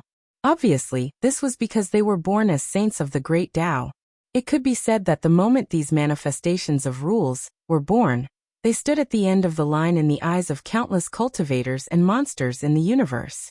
To be honest, toying with the great Tao of space in front of the patriarch of Yangmei was an act of courting death. This meant that the mosquito Doran was targeting Lin Yuan, and the patriarch of Yangmei was a very casual person. Otherwise, if Lin Yuan had killed the 2 fox demons sent by the patriarch of Yangmei, he would have killed Lin Yuan instead of bestowing the willow branch. Therefore, now that the mosquito Doran had attacked Lin Yuan, and the patriarch of Yangmei had no intention of attacking either, Lin Yuan could only use the willow branch to locate the mosquito Doran. However, in a battle between experts, unless there was an absolute suppression of power, Even the slightest difference would bring about an irreversible change in the battle. The mosquito Daoran had too much faith in his great Tao of space. Even when he was discovered by Lin Yuan at the beginning, he only thought that Lin Yuan's perception was extraordinary. Therefore, if he stayed in a certain void for too long, he would be directly detected by Lin Yuan. However, he did not expect that he was now like a turtle in a jar, being clearly arranged by the willow branch. A fake attack in the opposite direction? Sorry, but the willow branch had been pointing at the real mosquito Daoran. The situation was reversed again. Immediately, many of the Heavenly Gate Guardians opened their mouths, but not a word came out. There was no other way. It was 2F** King embarrassing. Previously, they had thought that since this group of people dared to cross worlds to find trouble with the Black Jiao, they would definitely not be easy to deal with. In the end, the two guys who were dressed like generals acted like experts and refused to communicate with the Black Jiao. In the end, the Black Jiao only threw out a red gourd, and the two of them were completely subdued. Later on, when the young man in the blood-red robe attacked, the night market gasped in amazement. After all, no one had sensed that such an existence was hiding in the void not far away. In the end, the Black Jiao did not hide at all. He attacked again and again but failed every time. Chapter 11:15. He had turned into a swarm of mosquitoes again and again. Originally, they thought that he would play some tricks this time. However, when he turned his head, it was just a feint. His real body could not be hidden from the Black Jiao's eyes. Now, not only was the Black Jiao unharmed, this guy even lost his own life. Brother, are you sure you are here to make trouble for the Black Jiao? Are you trying to make a fool out of yourself with your actions? However, after the banter, these Heavenly Gate Guardians once again realized that the Black Jiao's strength and foundation were probably much more terrifying than their previous evaluation. However, no one noticed that Lin Yuan's eyes flashed with a hint of relief. After all, facing the existence of the untainted world directly was not something that these people who had never heard of the untainted world could imagine. Not to mention the mosquito Daoran's law of space, just his innate divine ability that could devour everything was enough to make Lin Yuan fearful. From the beginning, the battle strategy he had chosen was to avoid a head-on collision with the mosquito Daoran. This was also thanks to the existence of the black water in the nether realm, which caused him to not want to touch the mosquito Daoran, and the mosquito Daoran was not willing to touch him. Otherwise, there would be no room for maneuver. If the battlefield was in the untainted world, the mosquito Daoran, who could make Kundi and Jian suffer losses, would probably be able to kill Lin Yuan in an instant. But even so, the mosquito Daoran was definitely an invincible existence in the Tianwu world. This was because there was absolutely no movement in the world that could be compared with the law of space. In those novels, when the body movement was deduced to the extreme, it could only give rise to shrinking Earth into an inch, so close, yet so far, and so on. However, this kind of divine ability still used a large amount of the law of space as the foundation to support it. What was the battle record of the mosquito Daoran at his peak? In the Battle of the 10,000 Immortals formation, he killed the Holy Mother of Turtle Spirit. Then he flapped his wings and went to the Western Paradise to eat the 12th grade virtuous golden lotus. What was this? This was the use of the laws of space. Sun Wukong could travel 108,000 li with a single somersault. Whether or not he could leave the Dongsheng Divine Continent would depend on where he somersaulted, let alone the Western Pure Land. This was the gap between them. In a situation where they didn't have any means to keep the mosquito Daoran in check, it could be said that anyone who came into contact with the mosquito Daoran would die. After all, once they came into contact with the mosquito Daoran's mandibles, they would be sucked dry. Moreover, among the existences that Lin Yuan was wary of, mosquito Daoran was not at the forefront. Hongjuan's generation wouldn't be so shameless as to personally deal with the current him. Or perhaps it could be said that they didn't have the confidence to kill him in the heaven martial world after clashing with the will of the world and the system. So before he went to the great desolate world to face these big shots, the only ones he had to be careful of were their disciples. But among these people, the only one who could really make Lin Yuan unable to fight back was Shen Gongbao. In other words, Shen Gongbao was sent to the investiture of the gods during the investiture of the gods' cataclysm. Otherwise, with Shen Gongbao's skills, if he could successfully become a Chaos Daoyuo Golden Immortal, let alone Lin Yuan, even existences like Hongjun and Yang Mei would have to be wary of him. Shen Gongbao and Jiang Zia were both disciples of the primeval Lord of Heaven.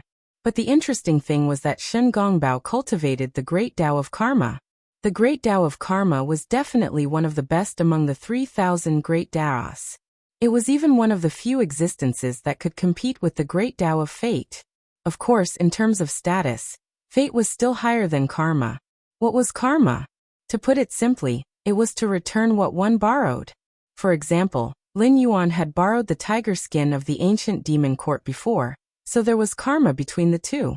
That was why Red Cloud Taoist dared to appear in the boundless sea and ask Lin Yuan to repay this karma. Without this relationship, unless the day when the world was repaired, the experts hiding in the dark would naturally fight with each other. Otherwise, Lin Yuan would not necessarily know the existence of these untainted bigwigs who hid him, even until his death. However, the prerequisite of karma was intersection. Only when there was intersection, there would be karma, and only then could people use such a chain of karma. Why was the status of fate higher than karma? Because fate never required two parties to have intersection. The so-called destiny was like this. Some people did things and the results they suffered were all arranged by fate from the beginning. At the same time, fate was also the most mysterious and ethereal great Tao. No matter how hard Lin Yuan thought, he could not think of a few people who cultivated the great Tao of fate. If he had to insist, the so-called great Tao of fate should be the way of heaven. 30% was destiny, and 70% was hard work. No words would appear in this world without a reason. However, after thinking about it, Lin Yuan's fear of Shen Gongbao lessened a little. After all, even though Shen Gongbao was a disciple of the heavenly Lord Yuanshi, he was one of the few outliers in the Chanism. He ignored the consequences of entering the cultivation tribulations without permission, and helped Dxian to stabilize the Shang dynasty. He was also considered loyal and had recruited many capable people for the Shang dynasty.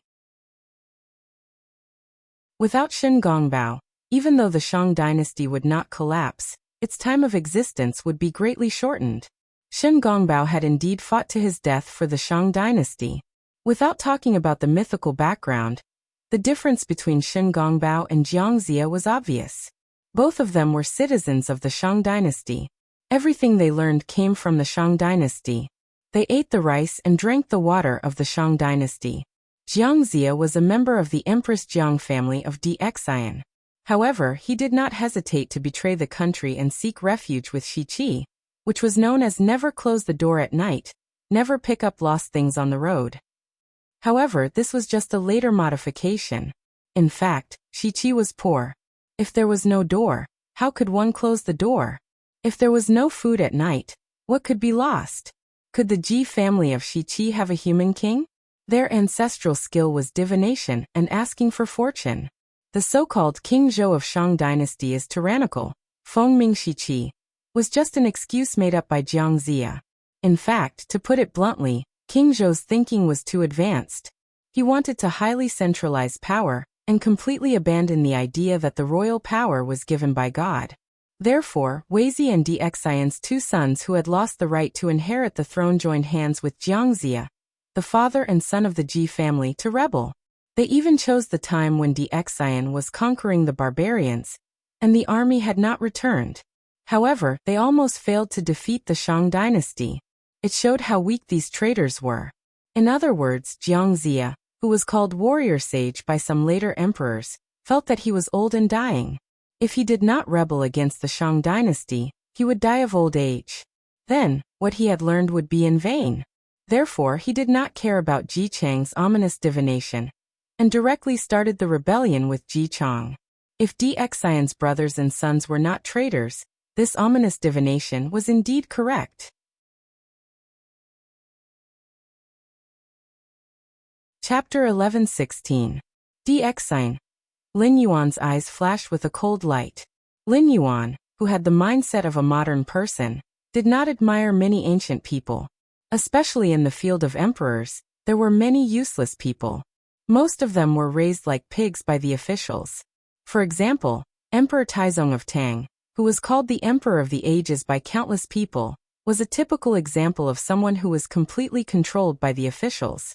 At the end of the Sui dynasty, the population was around 8.9 million, with an average of 5 people per household.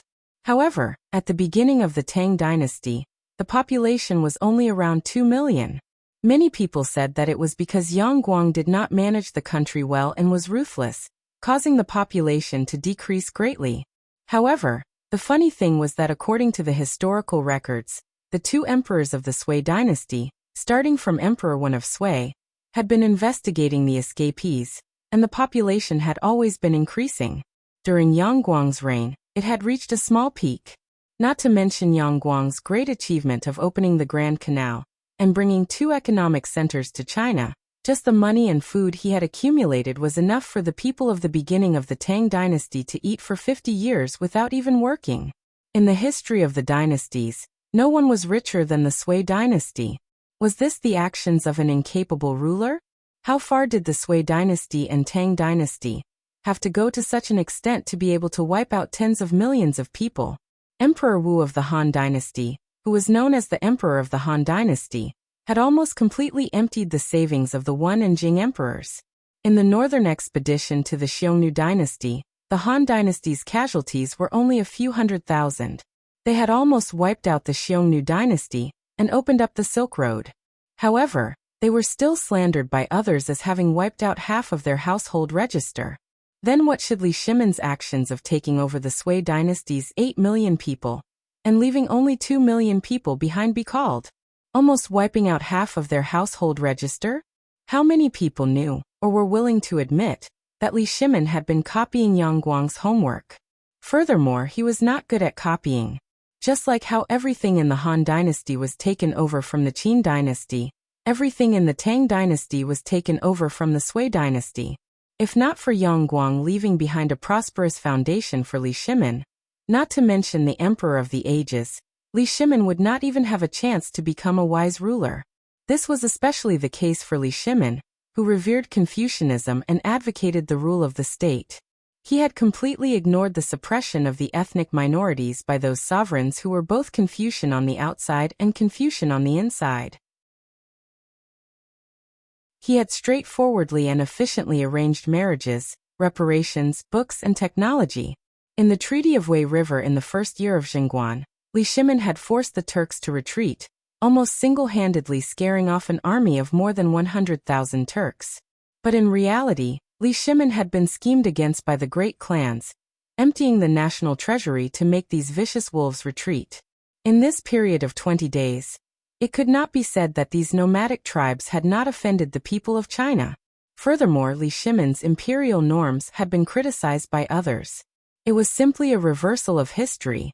It advocated enfeoffment and wanted the rulers to give up their power to create a country within a country. This was a typical example of a ruler being controlled by the aristocratic families. Most importantly, in the Tang and Song dynasties, Li Shimin was the role model of all the rulers of the Song dynasty. His name was like thunder to everyone's ears. On the contrary, Li Ji and Wu Zetian, who did not learn from Li Shimin, became the rulers of a generation. Li Ji's dynasty had the largest land area in the Tang dynasty. Wu Zetian was even more impressive. Not counting the Civil War, she had fought 26 wars and won 21 times. Her land area was even larger than Li Ji's. However, this was Wu Zhou and not Li Tang. The biggest difference between the two was that Li Tang was dominated by Xianbei nobles, while Wu Zhou was dominated by Han people. In addition to Wu Zetian's series of reforms, it could be said that before Zhu Yuanzhang, she had tied the emperor to the nobles to the emperor to the people. The aristocratic family's methods were almost ineffective against Wu Zetian. They could only madly discredit her after Wu Zhou was destroyed. Looking at the history of his previous world, there were only a few human kings that could make Lin Yuan feel deep respect. Other than the 3 sovereigns and 5 emperors, there was no other than Ying Zheng, Liu Che, Yang Guang, Wu Jiong, and Zhu Yuanzhang. Lin Yuan, who was born as a human, had a natural respect for these human kings. If it weren't for these human kings who risked the destruction of their country time and time again to push the Chinese civilization in the right direction at the nodes of each era, I'm afraid that China wouldn't even be able to enter the 4 ancient civilizations, let alone the existence of the 3 sovereigns and 5 emperors, Xia, Shang and Zhou dynasties. As for these human kings, they had left behind endless favors for their descendants. However, almost all of them were labeled as tyrants. The best of them were people who killed people like flies. This was not even counting the human kings with mythological backgrounds. It must be known that even in the mythological world, these human kings had not missed a single thing that they were supposed to do. In Lin Yuan's eyes, even if their merits could not be compared to the 3 sovereigns and 5 emperors who enlightened the human race, these human kings were still worthy of the title of emperor. If the human race flourished, these human kings would most likely become human saints. However, regardless of whether it was the Jiangxia of the mythological world or the Jiangxia of the real world, they were all existences that Lin Yuan loathed incomparably.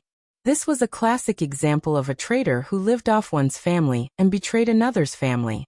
When it came to the Ming dynasty, the great emperor Zhu Yuanzhang directly carried out the matter of killing saints.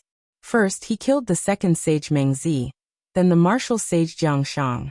Then he appointed Guan Yu as the new martial sage. In the mythological world, Zhu Yuanzhang had cleanly cut off the source of Mengzi and Jiangshang's incense.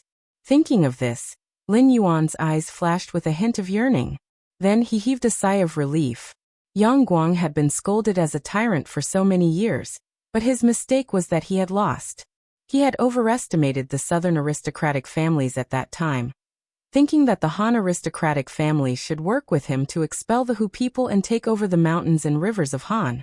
In the end, his series of reforms made the people with Hu blood in the northern aristocratic families unable to make a living, while he gave the southern aristocratic families taxed the southern aristocratic families, and supported the southern aristocratic families. However, because of a series of policies that suppressed the aristocratic families, the Han aristocratic families and the southern aristocratic families chose to watch the fire burn across the river, allowing the Guanlong aristocratic family to skin Yang Guang, the human king, alive. This was also the reason why Lin Yuan wanted to suppress the aristocratic families and sex the moment he established the northern frontier. It was because there were not many good people among these people. Even if there were 1 or 2, their clansmen would be the first to stand up and punish them. For example, Di Xian's brothers, descendants, and the Hongnongyang family behind Yang Guang were all like this. Although Lin Yuan did not have such troubles, there was indeed no need for such a group of people to disgust him in front of him. As he thought, Lin Yuan poured the nether realm's black water into the sealed space. From time to time, he would turn his head and look meaningfully at Hung and Ha. Hung and Ha felt their hair stand on end. However, they did not know that Lin Yuan had no intention of dealing with them. It was hard to say about Mosquito Daoran, but Hung and Ha would definitely not die in the Tianwu world. After all, they were considered the heavenly court's righteous gods. They only had incense tablets. Chapter 11:17. With the existence of incense tablets, it meant that they could use the incense of the thousands of families to rebuild their original source. Of course, it was hard to say whether the 2 generals Hung and Ha that were born from the incense of the thousands of families could be considered as their own. But what did this have to do with the heavenly court and the Western sect? They were only interested in the abilities of the 2 generals Hung and Ha. As long as they were useful, it was fine. After all, they were not the ones who died. But this Mosquito Daoran, not to mention that Mosquito Daoran had disappeared after the investiture of the god's cataclysm. Even if Mosquito Daoran had made a name for himself like the 2 generals Hung and Ha, could it change the situation of his certain death? That was obviously impossible. Don't forget, the one who wanted to kill Mosquito Daoran was never Lin Yuan, but Lord Shangqing, who had been silently watching. After having a certain level of cultivation, death was actually not scary. Unless the world in which the 3 realms of heaven, earth, and man developed harmoniously, there was an existence in the netherworld that no one could afford to offend. Only then would one have to obediently enter the cycle of reincarnation after death. It was not like the three major underworlds in the untainted world, which were just decorations. Not to mention those powerful characters, even ghosts with strong resentment could not be taken away. So what if Empress Pingxin claimed to be invincible in the netherworld? If the 6 heavenly sages came to find her, wouldn't she have to let them go? Ask Empress Pingxin if she dared to directly declare war on the various forces in the untainted world. If Empress Pingxin was alone, she would most likely make Hongjun and the Xianmen pay the price at all costs. But speaking of which, Empress Pingxin was never alone. Back then, she was schemed against by Hongjun and turned into the cycle of reincarnation. As a result, the 12 ancestors of sorcerers were unable to set up the great formation of the deities of heaven in the absence of one of them. They could only fight head-on with the demon race. In the end, no one ended up well. The human race who had been hiding in the dark jumped out and created a loophole. Therefore, Empress Pingxin felt guilty towards the sorcerer tribe. Those surviving magi broke into the netherworld and finally found protection from Empress Pingxin. Who would have thought that Empress Pingxin would give up on these magi people and plot against the other gods by any means? If the netherworld didn't have an invincible master overseeing it, or if this master had some scruples, it would evolve into the netherworld of the untainted world.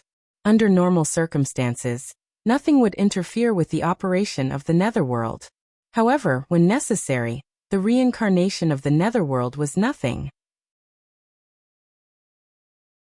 Not to mention the Tathagata, who stuffed the golden cicada into the reincarnation furnace to be reborn, or the Tathagata, who was more ruthless like the Tathagata. He directly let his good corpse incarnation enter the reincarnation cycle and reincarnate into the spring and autumn warring states period, becoming the founder of the Taoist sect. He directly pulled down Hongjun from the altar and completed the transformation from one of the 6 heavenly sages to a sage of the Great Path. He even put the Taoist sect under the command of the Taoist sect and took away the position of the Taoist sect. The 6-soul banner was the ultimate killing move prepared by the Tongtian sect leader in the Battle of the Innumerable Immortals formation.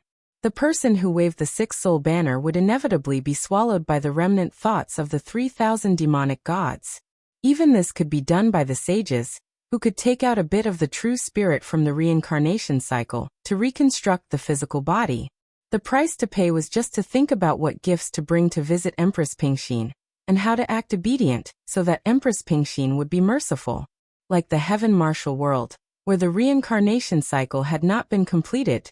Sorry, it was the same whether it was a human or a ghost. As long as enough backup plans were prepared, they could complete the nirvana rebirth. The so-called reincarnation cycle was almost no different from a decoration. When the physical body was destroyed, the primordial spirit ran away. This was something that the living beings of the untainted land were most familiar with. This was because ever since Pangu created the world, the untainted land was constantly undergoing incomparably cruel battles. Almost every day, there would be the fall of almighty people and the rise of new nobles. These were common occurrences. Therefore, even if Mosquito Dauren did not die in the black water of the Nether Realm, it was not a big deal. With Shangqing Skylord watching from the side, Lin Yuan really did not believe that Mosquito Dauren could leave the Tianwu world alive. Did he really think that Shangqing Skylord was just a decoration that only knew how to watch the show?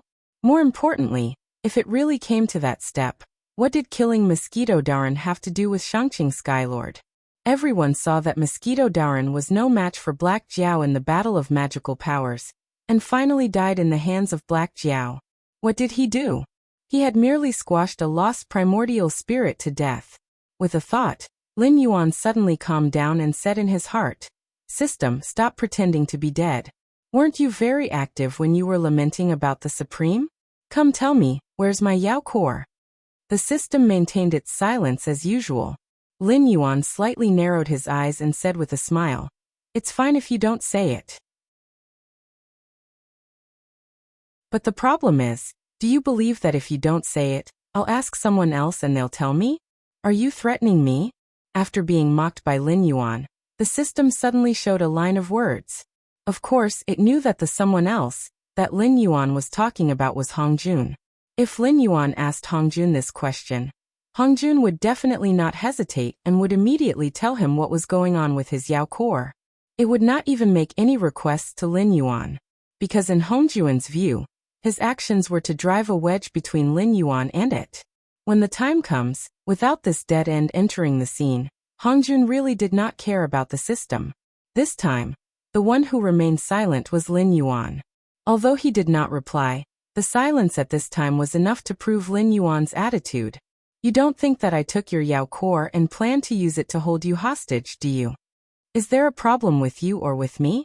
You're only one step away from the immortal state now. The Yao core is already something that you can do without. Then why do you think I took your Yao core? I know that it's useless to you, but I still want to hold it in my hand to disgust you? The system showed the words again, and the words were very thick, as if it was expressing its anger. Hearing this, Lin Yuan slightly narrowed his eyes. What was that saying again? There was no loyalty in the Sui and Tang dynasties. It was the same in the Eldritch Age. In the entire Eldritch Age, there were almost no characters with good character. Lin Yuan also knew that once he stepped into the Demon King Age, even if he lost the system, he could still gather the power of incense. With the help of the Tao of totems that he walked on, the Yao core was indeed not that important. However, in the Eldritch Age there were all kinds of strange ways to kill people. For example, in some unorthodox ways, just knowing the name of a person could make a person extremely unlucky. If it was supplemented by a personal item or hair, it could even complete a long-range killing curse. Otherwise, those Eldritch Age bosses would not have practiced the magical powers that could sense people's names just once. Lin Yuan didn't even dare to think about what kind of blow he would suffer if his monster core was taken by others to perform unorthodox techniques.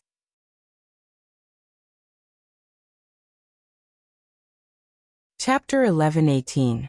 This involves some secrets. I can't tell you directly, but I can guarantee that your Yao core is definitely not in my hands. Moreover, even if the Yao core of this body of yours is in my hands, I won't use any unorthodox methods. Bah! I can't use any unorthodox methods. I am the heavenly Tao. How could I use such things? The system was still using bold words to emphasize its anger. Lin Yuan still narrowed his eyes, as if he was weighing the system's words. For some reason, he had an inexplicable sense of trust in the system's words. If you really don't trust me, you can go and check the monsters you created.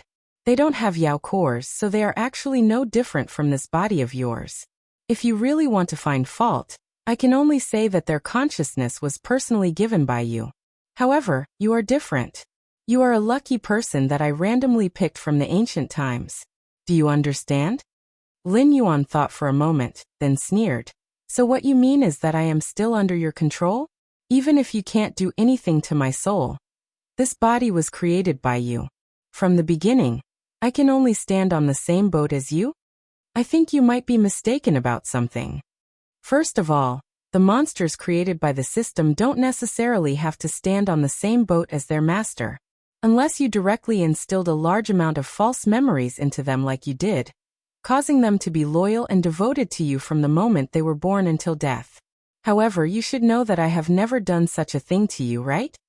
Therefore, it is impossible for you to have feelings of loyalty and devotion to me. However, there are some rules that are actually very pleasing. For example, if the monsters created by the system don't have the memories and concepts that you instilled, their bottom line is that they will not directly harm you. However, not directly is the biggest word game. For example, if you rely on that person, then I can't do anything about it. On the other hand, you can even deduce some of my arrangements and tell that person about it. From there, you can attack me because this does not violate the rules. After all, you did not directly harm me. This is a lesson learned from the mistakes of others. It is precisely because of that incident that I decided on the current strategy, which is to completely give up on letting you guys grow together and cooperate with each other. Instead, I will adopt the method of each person having their own world. All communication and transactions will be carried out through me. Last time, when you asked for help, I chose someone who already knew the coordinates of the Tianwu world. Then it is not difficult for you to guess that since I have learned from the mistakes of others, I will definitely not let those traitors off. However, in reality, I chose the current strategy, not because I don't hate them, but because I can't do anything. So, you still suspect that I took your Yao core? The system's expression, the system's words, the system's uzzes, the system's following the system's series of explanations, Lin Yuan's suspicions grew even stronger. The system's methods were all the same, especially this body of his. From the black snake to the water flood dragon. It was changed at will after a certain condition was met. If this body was not created by the system, Lin Yuan would have plucked his head off on the spot. However, Lin Yuan had used the system's ability to create before. Although it could combine different materials to create a new demonic beast, it did not skimp on the materials. While creating the demonic beast, it also took away a certain part of the demonic beast's abilities. However, if the demonic beast was really created, would it not produce a Yao core? Or could it be that the system had only given him a portion of the authority, and it was just acting? The system's explanation was half true and half false. Not to mention whether or not there had really been a case where the host had betrayed it. It would be a huge joke to say that the system had no way of dealing with betrayers. After all, hosts like them were sent to various worlds from the moment they were selected. They enjoyed the benefits brought by the system and grew rapidly. Even those with mediocre qualifications could quickly improve themselves according to the system's planned growth path. It was like a complete assembly line, providing the system with an endless supply of powerful soldiers to fight against Hongjun. However, was it possible for the system to be defenseless against them? There was no need to use Hongjun, a fierce person who had stabbed it in the back a long time ago. The system had lived for so many years and had been to countless worlds. With this experience, it was impossible for it not to know what would happen if it allowed the power in its hands to grow without limit. When that time came, even Hongjun would have to stand aside. As for guarding against traitors, sending the hosts to different worlds, this sounded like a typical lie. Although the Eldritch world had been hunting down the system and its subordinates all these years, the current situation in the Eldritch world was completely different from when it had escaped. First of all, the Grand Supreme had become a Chaos Daoyuo Golden Immortal, but he was unwilling to leave the Eldritch world to find another way out. Obviously, he wanted to take revenge on Hongjun. Besides the Grand Supreme, there was at least one other Almighty in the Eldritch world who could fight against Hongjun. Otherwise, Hongjun would not have watched the Grand Supreme become a Chaos Daoyuo Golden Immortal. Therefore, even if the system did not take action, Hongjun's position in the Eldritch world was in danger. Under such circumstances, not to mention a small world like the Tianwu world, it was not suitable for the Eldritch world to settle down. Even if it was a medium-class world or an upper-class world, unless it was confirmed that there was someone Hongjun had to kill, or there was news of the appearance of a strange treasure, Hongjun would not leave the Eldritch world without permission. He would also not casually release his capable subordinates.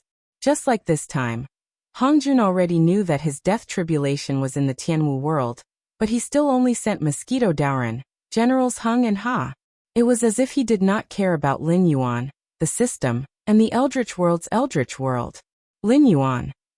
Thinking of this, Lin Yuan's expression suddenly changed. Generals Hung Ha and Mosquito Daoran. Such a lineup, was it really to assassinate him? With Hongjuan's ability, when he last projected his consciousness, he had already confirmed the existence of the Shangqing Heavenly Lord.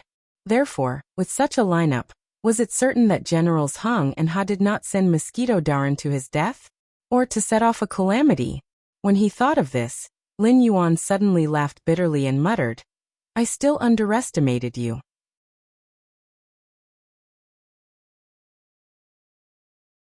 Chapter 11:19. The cultivation tribulation was not a particularly lofty thing. To put it bluntly, it was also a kind of rule. The total amount of resources did not change, but the population was constantly increasing. When the population rose to a certain level, it would lead to the uneven distribution of all kinds of resources. That was the outbreak after the intertwining of fate, and the superimposition of the chain of cause and effect. To put it simply, the things that could be obtained in one's hands were barely enough to support one's cultivation. At this time, if one wanted to live a better life, or even just to survive, one had to start a war with other people and other clans. The 4 great tribulations after the opening of the sky were all like this. To put it bluntly, it was because there were not enough resources to share, so various clans started to fight. With the fall of the dragon, phoenix, Kirin Wu tribe, demon tribe, and many other forces that dominated the untainted land, the weak human tribe became the main character, which also meant that Hongjun had complete control over the untainted land. The investiture of the gods and the journey to the west were almost all planned by him. At this time, what they lacked was not resources, but Taoist orthodoxy and incense.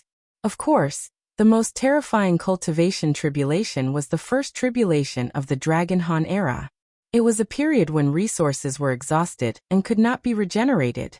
The 3 clans each had their own territories, but they had to fight crazily, not for hegemony, but for survival. In this process, some people would inevitably be eliminated, and even all lives would be destroyed. After countless years, countless resources would be regenerated, and new lives would be born. After the first tribulation of the Dragon Han era, the dragon tribe declined and retreated to the 4 seas. Then they began to go downhill. From the overlord after the opening of the sky to the point where even a demon king could abuse his power in the 4 seas. One could imagine how terrible the dragon tribe was hit. The phoenix tribe also disappeared. Except for Kong Xian, Qingwan and other great demons, there were few who could fight. Kirin was even more miserable. It had to rely on the way of heaven to become an auspicious representative. Otherwise, Kirin would have been exterminated during the first tribulation of the Dragon Han era. The legendary immeasurable calamity was not handled properly during the calamity stage, causing the calamity to become immeasurable calamity. The entire world had begun to collapse and had completely evolved into despair. At that time, it could be said that no one below the sage realm would be able to survive. There were 5 catastrophes in the untainted world. Kai Tian, Long Han Lich, Investiture of the Gods, and Journey to the West. Except for Pangu's Battle of Kai Tian, the other 4 catastrophes were handled well under Hongjuan's control. They were even planned by him. After the journey to the west, the untainted world entered a relatively stable period, which was the period when Hongjun was completely ruling. It was also a period of crazy wars. Those who were observant would realize that during the period from the establishment of the heavenly court to the calamity of the journey to the west, the heavenly court had gradually become stronger. Just on the surface, there were a total of 33 heavens. Taoism also had 10 big grotto heavens, 36 small grotto heavens, and 72 blessed lands. The Western sect also had the ever-expanding Western Pure Land of ultimate bliss. Even the unorthodox sects that were derived from Taoism such as the school of Yinyang also had the 3 islands of Penglai, Fangzhong, and Yingzhou. If these places were placed in the normal world, they would all be ordinary names. At most, they would have beautiful scenery and a mysterious color. However, in the mythical world, these places were all grotto heavens and blessed lands that were formed when the untainted world conquered all the worlds in the untainted world. Ever since the untainted world entered a stable period, all the wars were against the outside world. If one thought about it carefully, they would realize that there had been no more catastrophes in the untainted world since the calamity of the journey to the west. Therefore, many things had 2 sides to them. Hongjun was indeed a complete dictator. He even stabbed the heavenly Tao in the back with his own strength, suppressed the Tao of humanity and Tao, and tampered with the cultivation path left for the future generations. In the later period, the cultivators became weaker. In the early days, there were still a few itinerant immortals who could fight with the old untainted world experts. As the Chan sect and the Run sect slowly declined, the cultivation path was almost cut off. Those old untainted world experts were also regarded by Hongjun as slaves, lackeys, and prisoners. However, on the other hand, Hongjun also helped the untainted world to avoid the calamity of the catastrophes. He also set up a series of rules, set up the heavenly court, and gave those cultivators a chance to be ranked as immortals. One could say that he was cultivating his wings, but one could not ignore his contributions to the untainted world, even if his starting point was for himself. But then again, since ancient times in the untainted world, how many amazing talents were there? Yang Mei, Qianquan, Shi Chun, and a series of big shots. Which one of them could shake the untainted world from time to time? During the initial tribulation of the dragon Han, the ancestor dragon, the original Kirin, the 12 ancestors of sorcery, the East Emperor Tai Yi, and the Emperor Jun during the Great War of Sorcery and Demon, any one of them was enough to kill the untainted world. Otherwise, the war between them would not have affected the entire untainted world. However, except for Hong Jun, who dared to say that he could control, plan, shift the catastrophes, and even gain a lot of benefits from the catastrophes, the title of Tao Ancestor might not be suitable for Hong Jun, but he was definitely the king of catastrophes. Based on the fact that Hong Jun could dominate the untainted world, there was no reason for him to be a person who did not use his brain. Such a person would usually plan before acting. If he was not completely confident, he would prepare a few more backup plans. Now Mosquito Daoran was captured by Lin Yuan, and Generals Hung and Ha were suppressed by the 99 soul-scattering gourd. The situation could not be worse. Hong Juan's backup plan, or one of his backup plans, should show up at this time. However, the reality was, there was nothing strange. This did not make sense. Even if the backup plan could not kill Lin Yuan, in order to pave the way for other backup plans, a group of people should jump out at this time to kill Lin Yuan as much as possible. Therefore, the only explanation was that Hong Jun felt that Mosquito Daoran and Generals Hung and Ha were enough to kill Lin Yuan. That was the situation. Therefore, Lin Yuan was sure that Mosquito Daoran, Hung and Ha did not come to the Heaven Martial World to kill him. In other words, this was not Hong Juan's main purpose. After careful calculation, the Heaven Sovereign was about to be completed. At that time, there would be a change. Mosquito Daoran came to the untainted world to die. It was equivalent to repaying the karma he owed to the Jia school during the apotheosized catastrophes. At this time, the consequences of a chain of karma were unpredictable. Perhaps nothing would happen, or it could set off a terrifying catastrophes. He had thought that he had overestimated Hong Jun, but he did not expect that the real killing move was hidden here. With a thought, the nether realm's black water that had been injected into the sealed space began to flow backward. It turned into black threads again and merged into Lin Yuan's scales. He gave up on chasing Mosquito Daoran.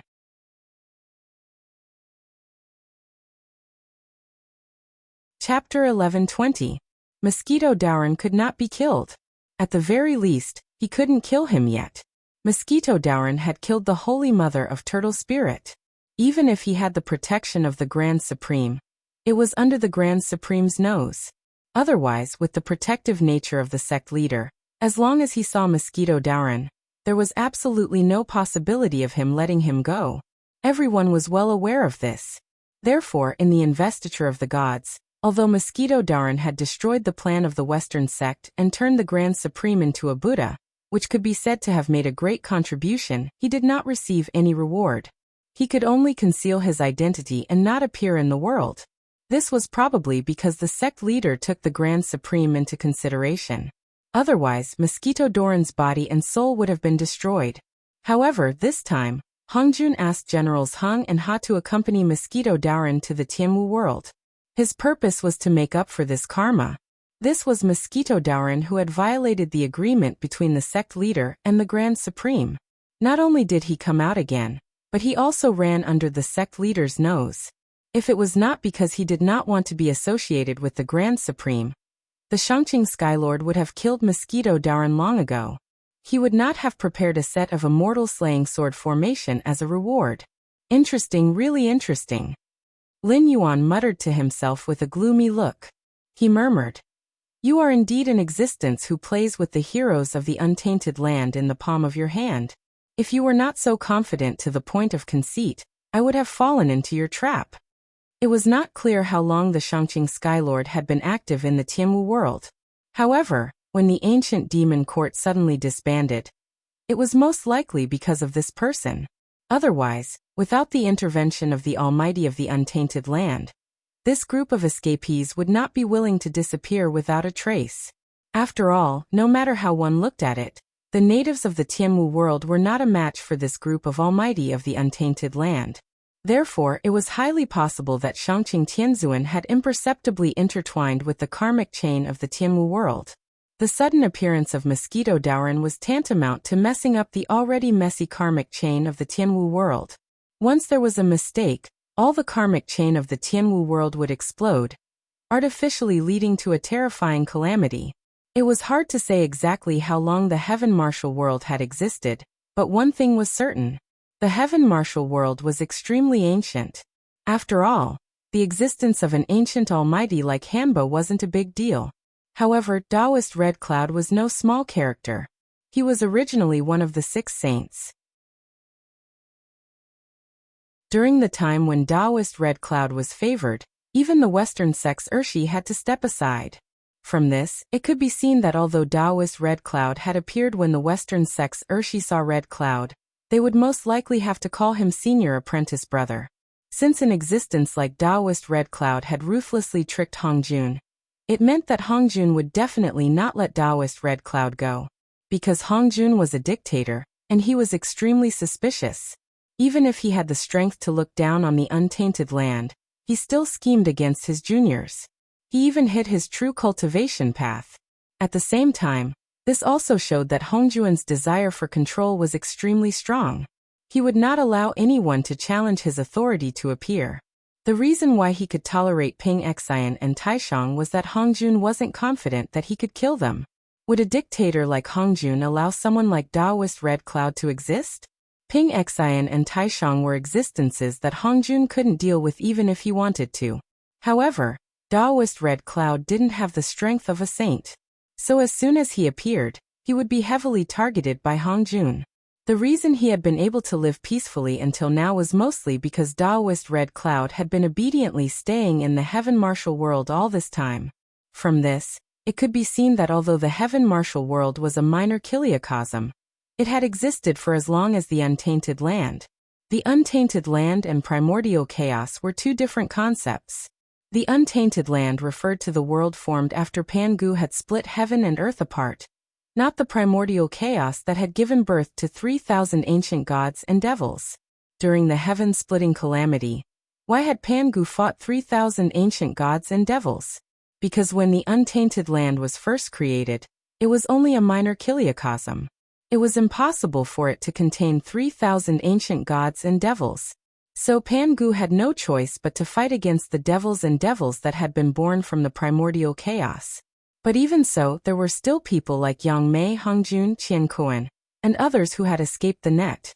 In order to prevent the Untainted Land that he had painstakingly created from being destroyed in an instant, Pangu had stretched out his neck and killed himself.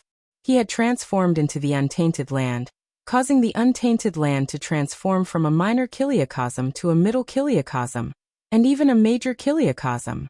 The Heaven Martial World was still a minor kiliocosm while the Untainted Land had become a major kiliocosm. This could only prove the greatness and terror of the great god Pangu. At the same time, it also proved that the secret of the Heaven Martial World was not simple. During this long period of time, the Heaven Martial World had probably experienced many calamities. For example, the disintegration of the ancient demon court, and the grassland wolf tribe, and the other great demon clans had secluded themselves from the world. But now, the Heaven Martial World could be said to have been peaceful for a long time. In such a world, no matter how many karmic chains had accumulated, it was not enough to shock Lin Yuan. Even without the interference of outsiders like Lin Yuan, Taoist Red Cloud, and Shangqing Tianzuan, the next calamity would probably not be far away. Seeing that the heaven and earth were about to be repaired, there would definitely be strange phenomena. It was normal for a calamity to occur. Even if it was to fight for the secret of the Heaven Martial World, the natives of the Heaven Martial World would beat the brains out of people. The only thing that surprised him was that Hongjun had only projected the Heaven Martial World once. But he was able to make an accurate judgment that Lin Yuan, who had stayed in the Heaven Martial World for close to 3 years, could not make.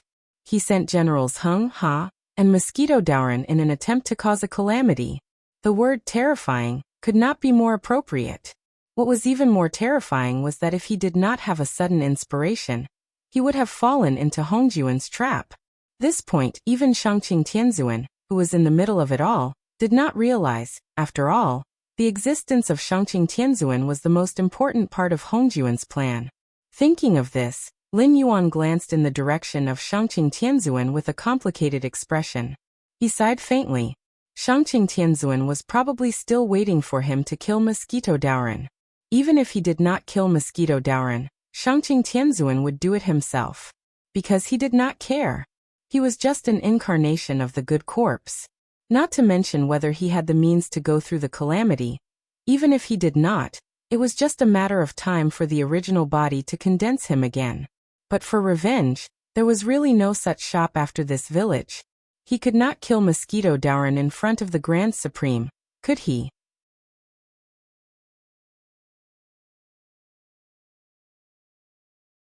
Chapter 11:21. To have such a, no, two younger brothers. Even an existence like the Grand Supreme would feel tired, right? One would die trying to protect his own. The other would die trying to save his face. Even the Grand Elder, who could suppress Yuanshi and Tong Tian, did not want to do anything with the two of them. He sent Tong Tian away for the sake of the disciples of the tribe of Jia, who bore the thunder during the God investiture tribulation. He also sent Tong Tian away to avoid exposing the Grand Elder's plan. That was why he sent Tong Tian away, right? Of course, it had to be said that the Grand Supreme and Hongjun had reached a strange tacit understanding. If one thought about it carefully, one could see that Hongjuan's purpose was to set off a cultivation tribulation in the Tianwu world to eliminate Lin Yuan. After all, the cultivation tribulation was merciless. Only by becoming a saint could one survive the cultivation tribulation. Even if Lin Yuan had the protection of the system and the will of the world, he would not dare to say that he could survive the cultivation tribulation. Similarly, this was the most likely plan to kill Lin Yuan before the Tianwu world was promoted. There was an absolute karma chain between Mosquito Daoran and Tong Tian. And it was not an ordinary karma chain. The conflict between them came from another world, and this world was much stronger than the Tianwu world. This karma chain could be considered ancient. If it was suddenly stuffed into the karma chain of the Tianwu world, it would definitely be incompatible and complicated. Once it was triggered, it would instantly trigger all the karma chains. Moreover, who said that only Mosquito Daoran and Shangqing Skylord had a karma chain? Hung and Hao were not there for decoration. And they were not there to simply escort Mosquito Daoran to the Tianwu world. After the investiture of the gods, Mosquito Daoran and the Grand Supreme worked together to destroy the Western sect's golden lotus of merit. Then the Grand Supreme turned into a Buddha and became the Shakyamuni. However, there was also a saying that the Grand Supreme turned into a Buddha. The Western sect could not sit still and allow the Grand Supreme to take away the Western sect's merit and luck. Therefore, they separated Mahayana Buddhism and Hinayana Buddhism, and used Mahayana Buddhism to suppress Hinayana Buddhism to suppress the Grand Supreme. Looking at General Hung and General Ha, the two of them were originally the generals of the Zhou dynasty when they fought against King Zhou on behalf of the heavens. There were a lot of karma chains between them. After they died, they were conferred as gods and served the Western religious sect completely. They guarded the mountain gate of the Western religious sect for countless years, and preached the teachings of the Western religious sect. Even if they did not make any contributions, they could at least work hard. They were not well known in the Western religious sect, but they were definitely not small figures.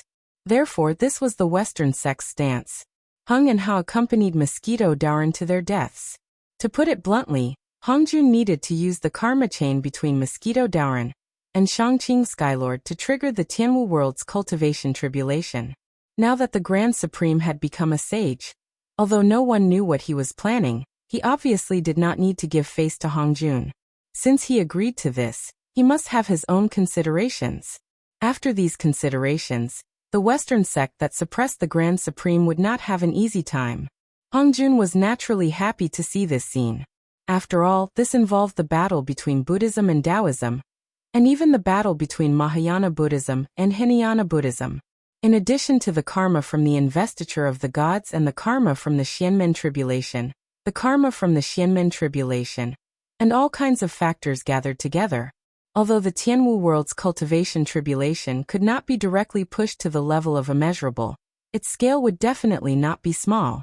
For the existence below the sage, the cultivation tribulation was definitely a terrifying thing.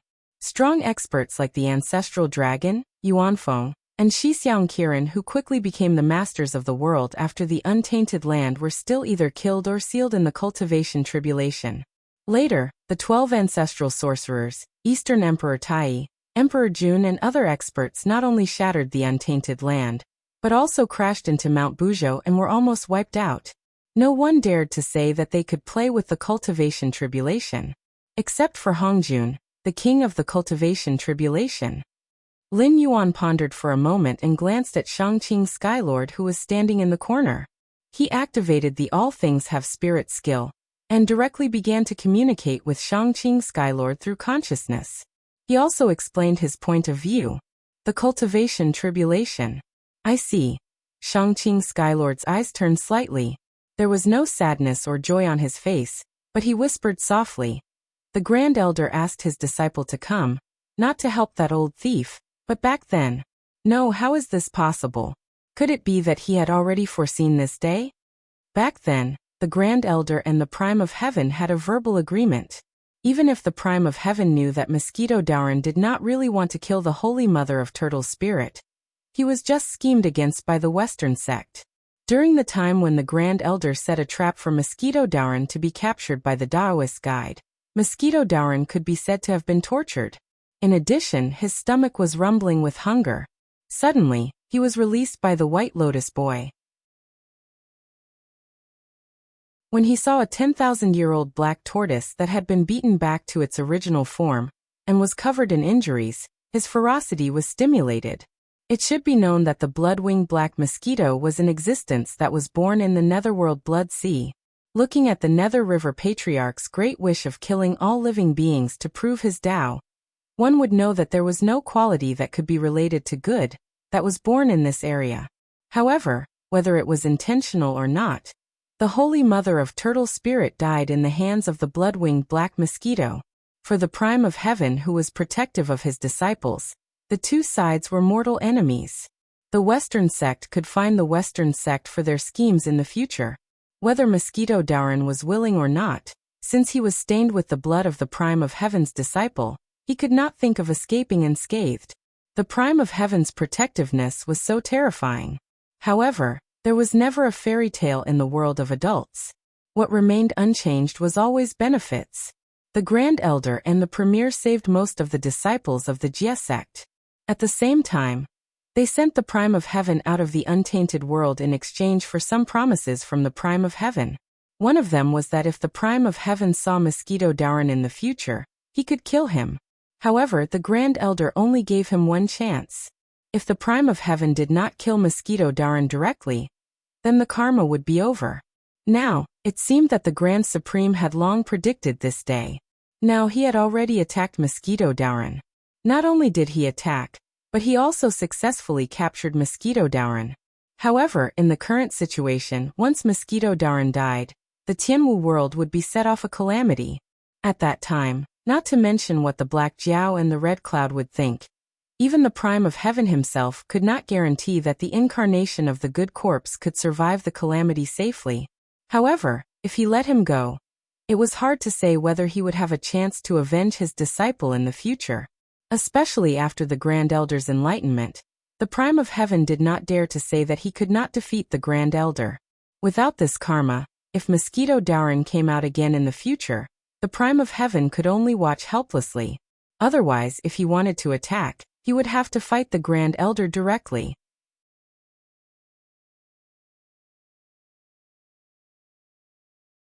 Chapter 11:22. The corner of Shangqing Skylord's mouth twitched. Suddenly, he snorted and waved his sleeves. He said in a deep voice, "Boy, it seems that you are not fated to have the immortal slaying sword formation." Lin Yuan's eyelids twitched. He said helplessly, "Senior, please don't try to provoke me. If I really kill Mosquito Daoran now, I dare not say that I have 100% chance of surviving the cultivation tribulation. However, if I plan it well, I have a 60% chance of surviving. Senior, do you have a great chance of surviving the cultivation tribulation? Speaking of this, Lin Yuan paused and said with a faint smile, in the same cataclysm, some people are easy to pass and some people are sad. Just like when the deification ceremony was held, the Run school and the Chan school targeted you. If you were in a different world and triggered another cataclysm, do you think those innocent people who were implicated will let you go? Shangqing Skylord snorted again. However, he did not intend to continue the conversation. He looked like a rascal. There was only one chance to kill Mosquito Daoran. If he missed it, he would have to face the Grand Supreme directly in the future. For Tongtian, a cultivation tribulation would only hurt him. However, if he were to face the Grand Supreme directly, it was not like a sage could not be killed. More importantly, the death of Daoist when in the hands of Lin Yuan, and the death of Daoist when in his hands are two completely different concepts. The Grand Supreme had most likely guessed Hongjuan's plan. That was why he sent Mosquito Daoran to the Tianwu world. He wanted to eliminate the karma so that Tongtian would not have an excuse to kill Mosquito Daoran. After eliminating the karma, no matter how shameless Tongtian was, he would not bully a junior. Hongjun knew that the Grand Supreme had seen through his plan. However, he insisted on sending Mosquito Daoran to the cultivation tribulation. In fact, it was a gamble. He was betting that Tongtian would find a way to kill Mosquito Daoran and set off the cultivation tribulation.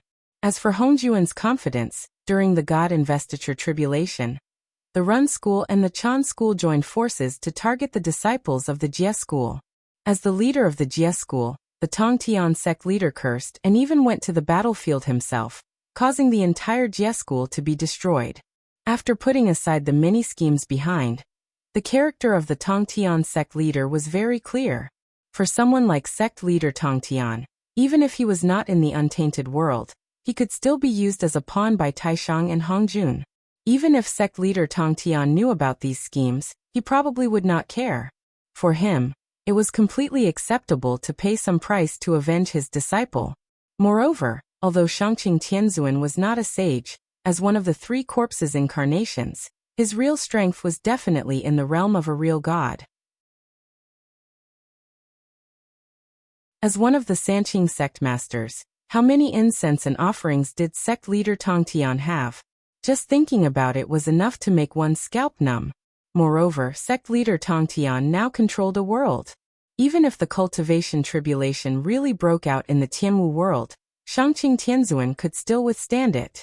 Cultivators, demonic beasts, they all deserve to die. No wonder there were no demonic beasts or cultivators in the world that was completely controlled by the heavenly Tao fragment in my previous life. Even if there were, it was a legend left behind from ancient times. A cold light flashed in Lin Yuan's eyes. When living beings came into the world, there would be karma. Whether it was good karma or bad karma, there would be a day when it would be repaid. The heavenly Tao's job was to use the power of fate to deal with these karma chains little by little. Under the condition that it would not cause a great disturbance, it would be eliminated.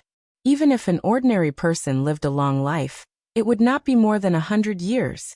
After 100 years, the gratitude and grudges would be erased. Naturally, there would not be much karma left behind. And it would not be such a big burden to the heavenly Tao. However, cultivators and demonic beasts were different. Even in a small world like the Tianwu world, cultivators could easily live up to 300 to 500 years on the path of cultivation. If they went too far, they would be like those great demonic beasts and cultivators, using the power of incense to prolong their lives. They could even reform their bodies after death and be resurrected. It was precisely because of this that the karma chains were difficult to deal with. Once there was a mistake, it would directly set off a cultivation tribulation. Senior, please reconsider. Lin Yuan's eyes returned to calmness. Seeing that sect master Tongtian did not speak, Lin Yuan pondered for a moment. Then he narrowed his eyes and said, Senior, you are unwilling to have karma with the Grand Supreme because you and the Grand Supreme are formed from the same chi. In addition, the Grand Supreme is now a saint of the Great Path. Senior, you boast that you may not lose to the Grand Supreme, but your chances of winning are not necessarily great. However, you are forcing me to do so today. Have you not thought that in the future, I may also become a saint of the Great Path? Shangqing Skylord's eyes moved. He was just about to mock Lin Yuan, but when he thought of Lin Yuan's deeds, he fell into a strange silence. The coming of a great era was a very mysterious thing. To give an example that sect master Tongtian himself knew, the opening of the Hongmeng heavens was a great era. At that time, a terrifying existence like the great god Pangu was born. At that time in the Hongmeng chaos, there was not only one intelligent existence like the great god Pangu. The so-called 3,000 fiend gods were naturally more than 3,000. Among them, there was no lack of terrifying existences like Yang Mei and Shi Chun who had mastered the great Tao of space and the great Tao of time. But what was the result? The great god Pangu fought against 3,000 ancient fiend gods alone and won. He even took the remnant souls of the 3,000 fiend gods to refine the six-soul banner, an incomparably terrifying treasure. Although the six-soul banner would definitely devour the remnant souls of the 3,000 fiend gods, the six-soul banner could curse and kill 6 people at once. Even sages could not escape from it. One could imagine how terrifying this treasure was. They were all fiend gods born in the Hongmeng chaos. Why was the great god Pangu so much stronger than the other fiend gods? The great Tao of force was very strong. When one's strength was unleashed to the extreme, fate, time, and space could be shattered. However, this extreme also depended on the level of the opponent. If it was an adult fighting against a child, a punch would naturally have such an effect. However, which of the 3,000 fiend gods wasn't the manifestation of the sky demon's laws? The monsters that were born in the Grand Era were just so unreasonable. Now that the Tianwu world was about to be repaired, it could be said that a great era was about to arrive. Looking at the whole universe, the only existence that could be counted as a monster was the Black Jiao. What was even more terrifying was that the Black Jiao's sage path was right in front of them. Once the world was repaired, the Black Jiao could be said to have become a sage. He could directly control the netherworld and the underworld. At that time, the stronger the netherworld was, the stronger the Black Jiao would be. If it was someone else who told Tongtian that the day of becoming a sage was just around the corner, Tongtian would definitely spit on that person's face. However, when the Black Jiao said such words, although Tongtian was not convinced, he could not find any basis to refute.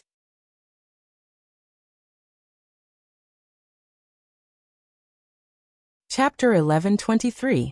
If that's the case, what do you think we should do with this? Shangqing Tianzuan thought that Lin Yuan was most likely a monster bred by the world, and immediately softened his tone. However, his killing intent towards Mosquito Daoran did not disappear. Instead, it grew stronger. There was no other reason than pure hatred. What did Mosquito Daoran do to deserve this? He was just one of the 5 ferocious insects of primordial world. In terms of background, he was not even in the eyes of Shangqing Tianzuan. Even the golden cicada, one of the 5 ferocious insects of primordial world, could be subdued by the Western sect. Moreover, the one who subdued the golden cicada was the guide Taoist. Anyone who was familiar with the untainted land knew that the Western sect did not have the qualifications to become a sage. Even if they duped the Red Cloud Taoist and joined hands to snatch the demon master Kuanpeng, the two of them had made many great ambitions to become one of the 6 sages of heaven. In that case, what was the difference between the blood-winged black mosquito, the 3rd of the 5 ferocious insects of primordial world, and an ant in the eyes of sect leader Tongtian? However, Mosquito Daoran had a supreme who had become a Tao saint as his guarantor. Moreover, the future sage Black Jiao was not willing to kill Mosquito Daoran at this time. Rounding up, these 2 sages were bullying sect leader Tongtian. What was the difference between this and the investiture of the God's tribulation? Oh, there was. In the investiture of the God's tribulation, the Chan sect, the Run sect and the Western sect worked together to fight him. That person did this to trigger the Tianwu world's cultivation tribulation. His purpose is to kill you and me. After all, once the cultivation tribulation starts, the will of the world will definitely not let us off as the culprits. Now that we don't have the power of a sage, the possibility of us dying is naturally greatly increased. Taking a step back, even if we can withstand the cultivation tribulation, after the cultivation tribulation, we don't even have the power to resist the invasion of the untainted land. At that time, no matter what we are planning, it will all be in vain. Therefore, in my opinion, we can't kill Mosquito Daoran. At least, we can't kill him now. However, you don't have to wait for too long. Now that the heaven and earth restoration has become a general trend, any human or demon who tries to stop it will be crushed into pieces. Even without that person's plan, the cultivation tribulation will start anyway. At that time, won't Mosquito Daoran be at your mercy? For now, what we need to do is to accelerate the heaven and earth restoration as soon as possible. After the cultivation tribulation ends, you don't have to suppress your power. Mosquito Daoran can also be killed easily. We have left our trump cards behind. How we fight for it is our own business. However, if anyone from the untainted land wants to take a share of the pie, we can just kill them. Lin Yuan organized his words and quickly gave his suggestion. Starting the cultivation tribulation and participating in it were two different things. Starting the cultivation tribulation and causing countless living beings to suffer the pain of the cultivation tribulation. If the karma chain smashed down, those below the sage realm would definitely die. However, participating in the cultivation tribulation was different. Whether or not they could survive would depend entirely on their own abilities. They wouldn't be targeted in any way. More importantly, once the heaven and earth restoration was completed, Lin Yuan could only say that the great Tao was within his reach. However, in fact, he could barely open the nether world and comprehend the Tao. He was almost at the level of a sage to be. Taoist Red Cloud and Lord Shangqing were probably able to burst out with the fighting strength of a sage to be. As for the sage realm, it did not exist.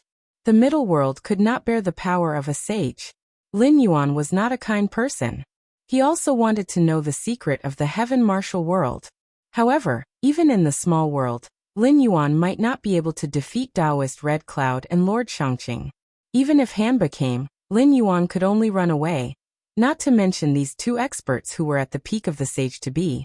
It was impossible for him to snatch something from them. Reality was reality. This was not a game where one could start all over again.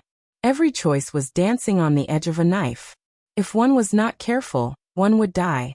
If Lin Yuan wanted to fight against these people, or in other words, if he wanted to officially participate in the struggle for the secret, he had to make up for the whole world. Moreover, he had to quickly control the netherworld, comprehend the Tao, and obtain the combat power of the sage to be level. Only then would Lin Yuan have the ability to participate in the struggle. Otherwise, let alone snatching the treasure, the others could easily kill him. Lord Shangqing squinted his eyes and looked at Lin Yuan carefully. Even an old man could become a demon, not to mention Tongtian's sect master who had lived for countless years. Of course, he could see that Lin Yuan must have a plan when he made this proposal. However, what Lin Yuan said was indeed reasonable. After all, participating in the cultivation tribulation and starting it were two completely different difficulties. Tongtian's sect master was not as powerful as Tongtian's sect master, so he naturally avoided it. Secondly, although Lin Yuan's proposal was beneficial to him, if the heaven and earth restoration was not completed, the secret of the heaven would not be revealed. More importantly, no matter how powerful Black Jiao was after the heaven and earth restoration, he would at most be in the sage-to-be realm. However, there was a gap between sage-to-be and sage-to-be. For example, the strength of the great ways they cultivated and the divine senses they mastered. Not to mention, in this middle world, the strength he could unleash was at least at the peak of the sage-to-be, which was completely different from that of a sage-to-be. Shangqing Tianzuan thought for a moment and said with a smile, Lin Yuan, although I don't know why you are so obsessed with this matter, you should know that whether it is me or Hong Yun, we all have a deep hatred for that person. And you are just an entrant. Is it worth it to gamble your life for that thing? This time, it was Lin Yuan who was silent. Fine. Shangqing Heavenly Lord smiled and turned around to walk away. He said indifferently, let's do as you say. I don't care how you think. However, you have to remember the words no regrets. Don't say that I didn't warn you. Seeing that Lord Shangqing had left, Lin Yuan's eyes narrowed. He took a deep breath and condensed the limitless ghost again. It wrapped up the space that had been sealed by the willow branches and disappeared without a trace. Then he looked meaningfully at Generals Hung and Ha, who were still suppressed by the soul-dispersing gourd. Then he swung his tail and rushed toward the northern frontier. At this time, Generals Hung and Ha could see that it was not Lin Yuan who was fighting against them from the beginning. Then there was no doubt who could control the soul-dispersing gourd. Even though Generals Hung and Ha had lived for countless years, they could not help but show despair on their faces. It was too difficult to beg for a way out from that person.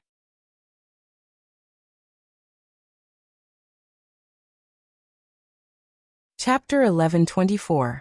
Outside the Great Wall of the northern frontier, slaughter could be seen everywhere. The cavalry of the Shuangjian dynasty was battered and bruised under this Great Wall pass. After much difficulty, they finally broke through the pass. Before they could count the various resources and provisions they obtained, they heard a thunderous boom. Then this seemingly indestructible pass collapsed, crushing and injuring countless warriors of the Frost Mirror grassland. Moreover, before they could dig out their comrades who were buried under the rubble, the northern frontier cavalry and the soldiers guarding the pass that they had beaten back came back again. Moreover, they relied on their superior equipment to push them back again. Humiliation. Absolute humiliation. The warriors of the Frost Mirror grassland had never lost a battle on the plains other than against demonic beasts. However, when they encountered the army of the northern frontier, it was as if they had met their nemesis. First, the light cavalry crashed into the enemy's heavy cavalry. When they finally gathered the Blood Liao cavalry and planned to fight the enemy head-on, the enemy suddenly played a trick and dealt them a heavy blow. The Blood Liao cavalry that was at the front were almost all caught in the explosion. Even if they weren't killed on the spot, they were buried under the rubble.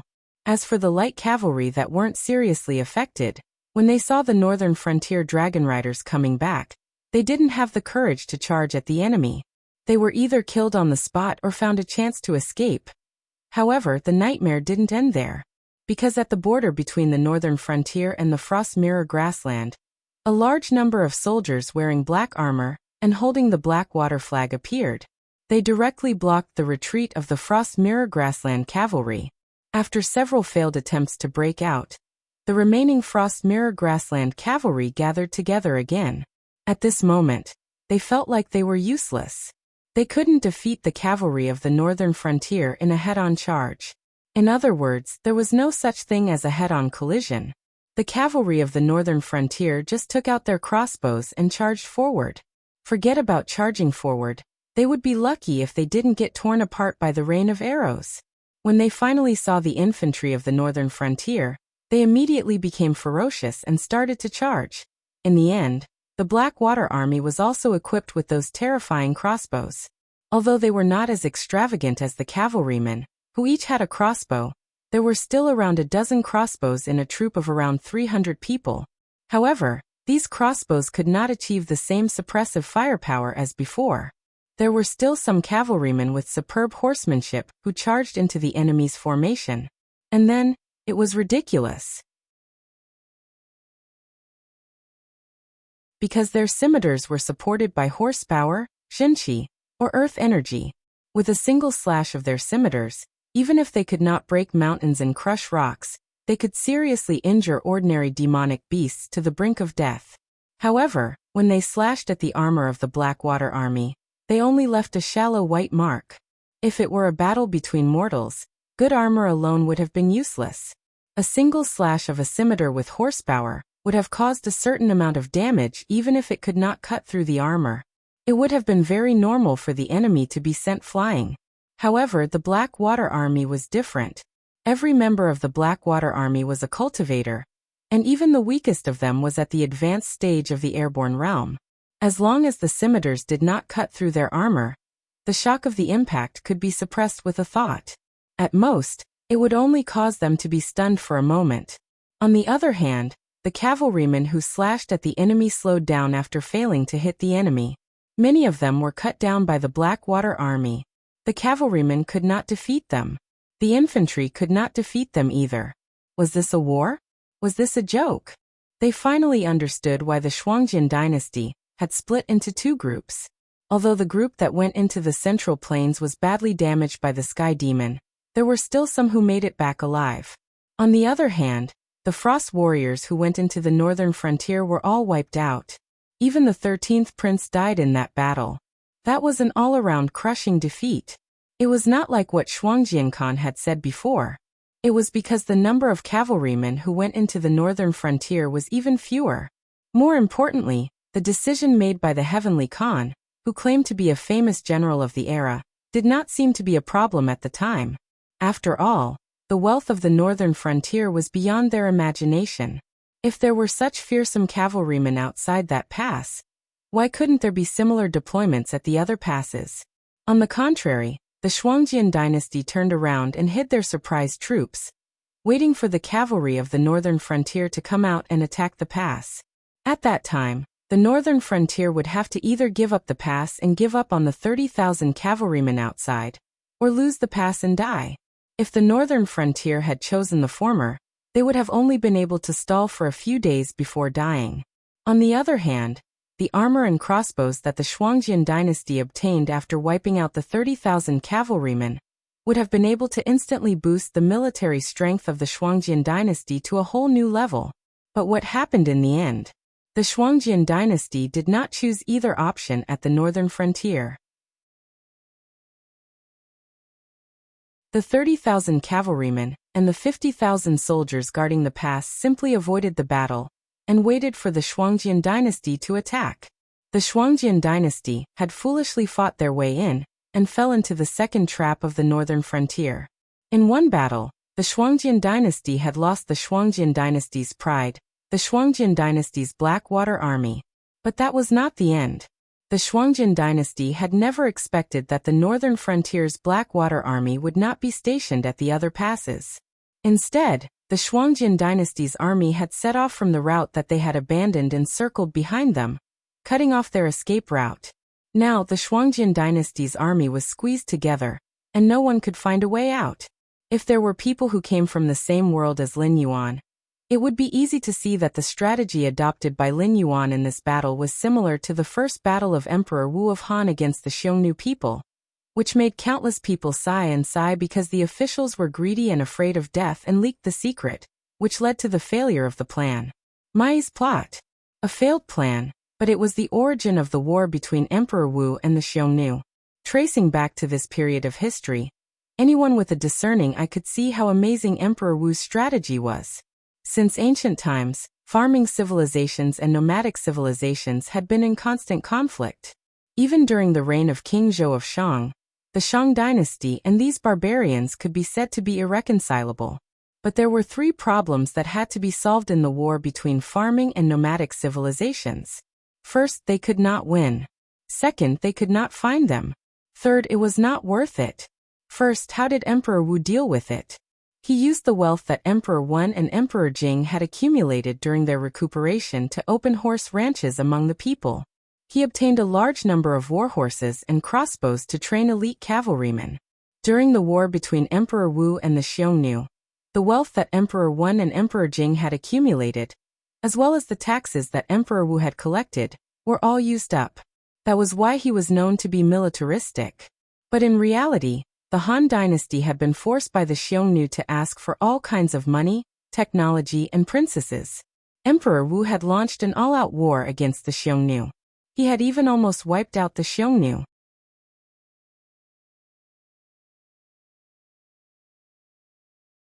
Chapter 1125. After solving the problem of not being able to win, Emperor Wu changed his weak attitude towards Empress Dowager Dou and took the initiative to declare war on the Xiongnu. At the same time, he displayed his military talent, the Mai stratagem. Emperor Wu's attitude was very clear. The grasslands were very big, and he could not find you. However, he had to beat you, so he would let you beat him. Therefore, Emperor Wu lured the Xiongnu to invade Han territory and set the location of the final battle at Mai.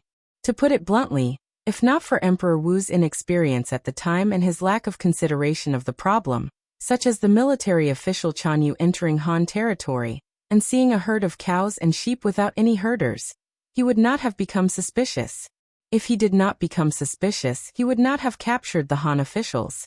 If that Yenmen commandant had risked his life for the sake of the country instead of revealing the Mai stratagem to the military official Chan Yu, then in this battle, Liu Che would have been able to defeat the Xiongnu, and there would not have been a full-scale war.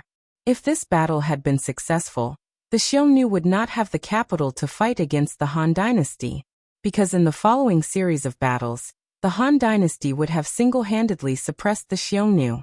The phrase, "the merciful do not command an army," was absolutely appropriate for Liu Che at this time. Of course, this kind of low-level mistake was a mistake that only a newbie would make. If Emperor Wu of Han had planned this battle, not to mention the military official Chan Yu, even if all the Chan Yu of the Xiongnu were added together, they would only be toyed around in the palm of Liu Che's hand. It was still the same saying, reality was reality. It was not a game that could be replayed after losing. Emperor Wu of Han paid the price for his mistake, which was the 44 years of all-out war between Han and Xiongnu. And this was only because of Emperor Wu's military talent, because the third factor was the most important. This was also the reason why Emperor Wu of Han was able to unite the Han dynasty under Empress Dowager Dou's control, and fight against the Xiongnu for his passion and unyielding spirit. During the Han-Xiong War, Liu Che opened up the western regions and established the famous Silk Road. Moreover, it was not like Qin Shi Huang who conquered the Six Kingdoms. He used more than 40 years to integrate the western regions into the Yan Huang Empire. At that time, all the countries in the western regions thought that they were part of the Great Han, even after the fall of the Western Han. This was because after the Eastern Han was established, the western regions quickly returned to the embrace of the Great Han. Many people thought that this was because the countries in the western regions were afraid of the Great Han's iron cavalry.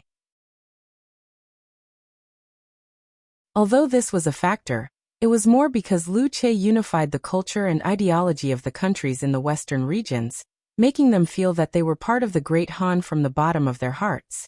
Even during the Three Kingdoms period at the end of the Eastern Han, Boss Chow unified the western regions more easily than he unified the Central Plains. Not only that, Emperor Wu of Han also reclaimed the Heshi Corridor and turned it into a horse racing ground for the Han dynasty. This was the reason why the Great Han dynasty's cavalry could dominate the world. Even in the world's hegemony at that time, only the Noble Frost cavalry could compete with the Great Han dynasty's cavalry. However, the Noble Frost Empire was originally a nomadic civilization, a people on horseback. From this, one could see how strong the Great Han dynasty's cavalry was. After solving the three problems that had to be solved in the war between an agricultural civilization and a nomadic civilization, it was the legendary life of Emperor Wu of Han. From the historical records, Emperor Wu of Han fought with the Xiongnu for 44 years. The territory expanded nearly doubled, but the population only decreased by 10%. This was also due to the fact that the landlords annexed the land and population. He also conquered the western region, opened up the Silk Road, and laid a solid foundation for the Yan Huang dynasty to become the Celestial Empire. Such a great emperor, even with Lin Yuan's current knowledge, could not help but be called a king of men. However, he was scolded for being militaristic for so many years. There were also people who compared Li Shimin, who was fooled by the Confucian sect and wrote the imperial norms, which was a shameful work for human kings, to Liu Che. They even felt that Li Shimin should be the greatest emperor of all time, surpassing the Qin emperor and Emperor Wu of Han. However, if one did not look at the Song dynasty's scholars who forcefully flattered the Li Tang dynasty in order to cover up Wu Zetian's achievements, Li Shimin could only barely reach a passing level among the human kings. Not to mention the so-called greatest emperor of all time. Even the word great did not have anything to do with him. Another person who was praised as the Kaiyuan era, Li Longji. The biggest mistake in his life was that he died too late. His era was left behind by Wu Zetian. He would not be able to clean it up completely. After all, although Wu Zetian was the only empress and was criticized by others, if one understood the history, one would realize that this empress' achievements were only inferior to Qin Shi Huang and Yingzheng.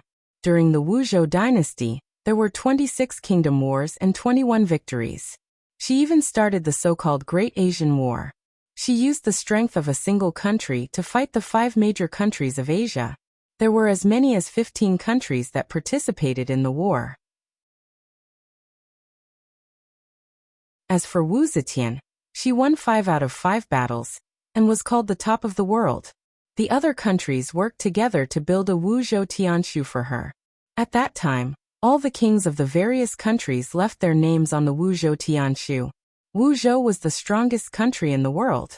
It was comparable to the pillars of Ashoka and Trajan's achievement pillar.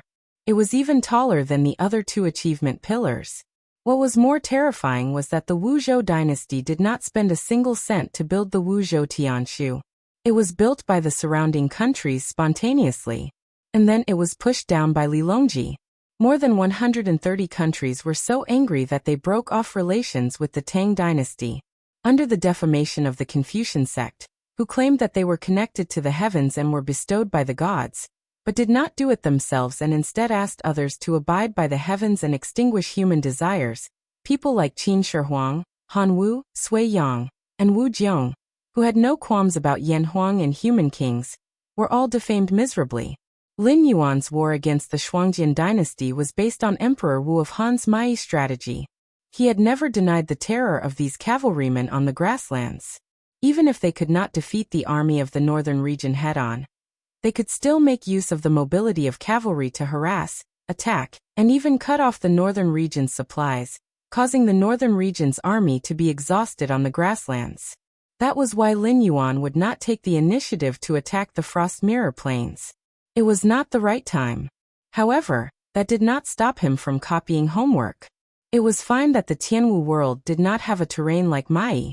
When Lin Yuan was building the Great Wall, he had already prepared this pass. He wanted to create an artificial Mai for the Shuangjian dynasty to use as a battlefield to kill them. As for the quality of the northern frontier army, it was not a problem that they could not defeat the Shuangjian dynasty. It was only a matter of whether they were easy to defeat or not. Furthermore, Lin Yuan had learned from the experience of the human kings in his previous life. He first cleaned up the sects and aristocratic families. Only then did he plan to deal with the neighboring Shuangjian dynasty.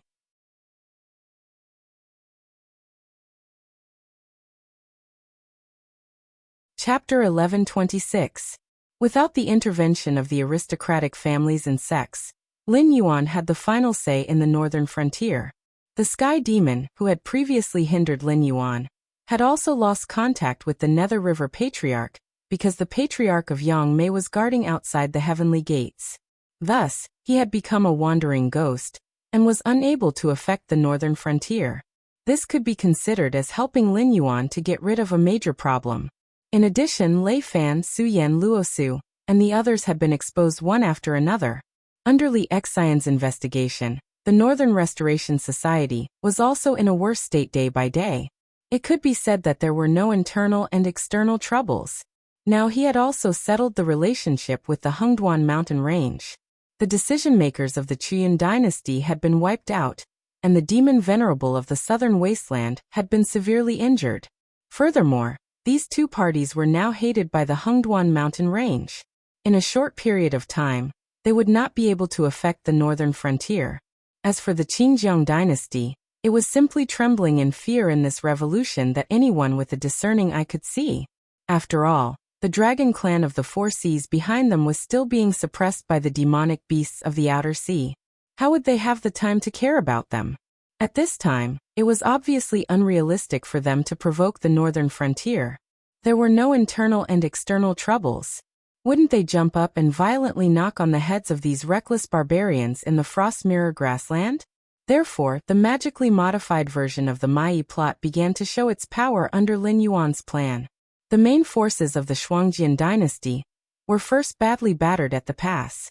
Then, when the Blackwater army cleaned up the immortals and entered a state of encirclement through various transmission formations, the fate of these Shuangjian barbarian was already decided. Lin Yuan did not need to consider the problem of whether he could defeat them or not. In fact, when the northern frontier was in a state where he had the final say, Lin Yuan did not need to consider the problem of whether it was worth it or not. However, such a matter could not be done this way. Now those who gathered under Lin Yuan, in addition to the original people of the northern frontier and the immigrants of the Shenwu dynasty, There were also a large number of people who felt that they had some ability and wanted to fight for a future in the northern frontier. Otherwise, in 3 years of continuous battles, Lin Yuan was not a god. How could he ensure that the population under his rule was always in a state of growth? These people who gathered from various places to the northern frontier, after several rounds of screening, most of the people who were just there to make up the numbers were eliminated. The remaining people more or less had some ability. Whether it was going on a campaign or governing a place, there were some good seedlings. Although the northern frontier could not attract any sects to rely on, it was not inferior to sects and aristocratic families. Their cultivation realm might be low, but their ability was absolutely well developed. It should be known that the existence of a sect, unless it was supported by a particularly powerful sect headquarters, was composed of a few or a dozen aristocratic families. The so-called operating model of a sect was to select the talented children of these aristocratic families and send them to the sect to cultivate peacefully, providing the aristocratic families with protection in terms of martial strength. The resources needed for the operation of the sect were completely provided by these aristocratic families. Otherwise, Lin Yuan would not have said before that the sect should disintegrate into aristocratic families and enter the northern frontier. It should be known that even if the children of poor families or the lowest grassroots were really talented, there were very few who could enter a sect. Most of them would stop at being handymen. Those who could be selected as outer core disciples were already at the level of dragons and phoenixes among men. Therefore, it was basically impossible for a sect like the one in fantasy novels to exist. From a logical level of thinking, if it was not formed by a group of powerful aristocratic families, then it would be impossible to gather the resources needed to operate a sect.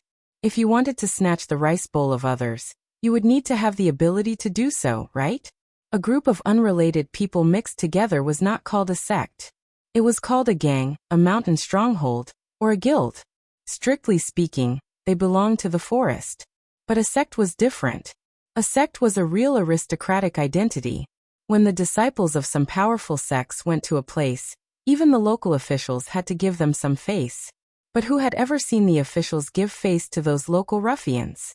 After eliminating the idea of the aristocratic families being scattered to various places, and allowing these aristocratic families to form sects to protect places, Li Zhong held the military and political power of the northern frontier firmly in his hands. The remaining aristocratic families, whether strong or weak, could only cooperate with the northern frontier. It was not a peaceful time now. Without the protection of martial strength, you would not even know how you died. But a high degree of centralization of power was not necessarily a good thing. For example, right now, the number of talents from all walks of life in the northern frontier had reached a saturation point. If it were not for the internship system, the northern frontier would have long since become redundant. Moreover, as talents from all over the world gathered at the northern frontier, the students of the Northern Frontier Academy graduated according to their qualifications. This was indeed a headache for Li Zhong. Therefore, expansion had become the most important thing. Sky Demon was not easy to deal with. Or it could be said that this group of bastards were like cows in sheep's clothing. They could be dealt with, but they were very difficult to eradicate. Therefore, they had to be dealt with last by Lin Yuan. At the very least, he had to form a team specifically to deal with Sky Demon. Therefore, there were not many options for Lin Yuan to choose from. Northern Frontier Prince's Mansion. Lin Yuan and Li Zhong looked at each other for a moment. Li Zhongxi squinted his eyes slightly and said in a deep voice, "Lord Dragon King, I don't really understand your plan. Expansion is an urgent matter for the northern region, but we can obviously choose a better plan, such as reclaiming the other territories of the Shinwu dynasty. First of all, we are in the right in terms of the law, so no one will be afraid of us. Second of all, we will have to deal with the otherworldly demons sooner or later, so it doesn't make much difference if we do it sooner or later. Why don't we take advantage of the fact that they have lost their command and launch a large-scale attack?" He paused and added, "Of course, we are very clear about the trouble that Sky Demon is in. Even if we don't deal with Sky Demon now, we can still choose to attack the Xinjiang Empire. If we go through the Hengduan Mountains, We can directly ignore their river defense line. If we fight on land, let alone the northern frontier, any one of the empires can directly beat them up. So what is your suggestion? Lin Yuan blinked and looked at Li Zhong playfully. The Qian Empire. Li Zhong's face darkened as he said sternly. Seeing that Lin Yuan did not speak, Li Zhong quickly added, the Qingjiang Empire is no match for us. Therefore, if we request to pass through, they will not ignore us. Moreover, the Qian Empire has shown goodwill to us and ceded a large territory to us. It is reasonable for us to attack and occupy the Qian Empire's territory now. Why do I have such a stupid brother? Li Xian, who was wearing a silver flying fish robe and a black cloak, stopped standing at the side to act as a guard. He glanced at Li Zhong with disdain, then his face was filled with disappointment.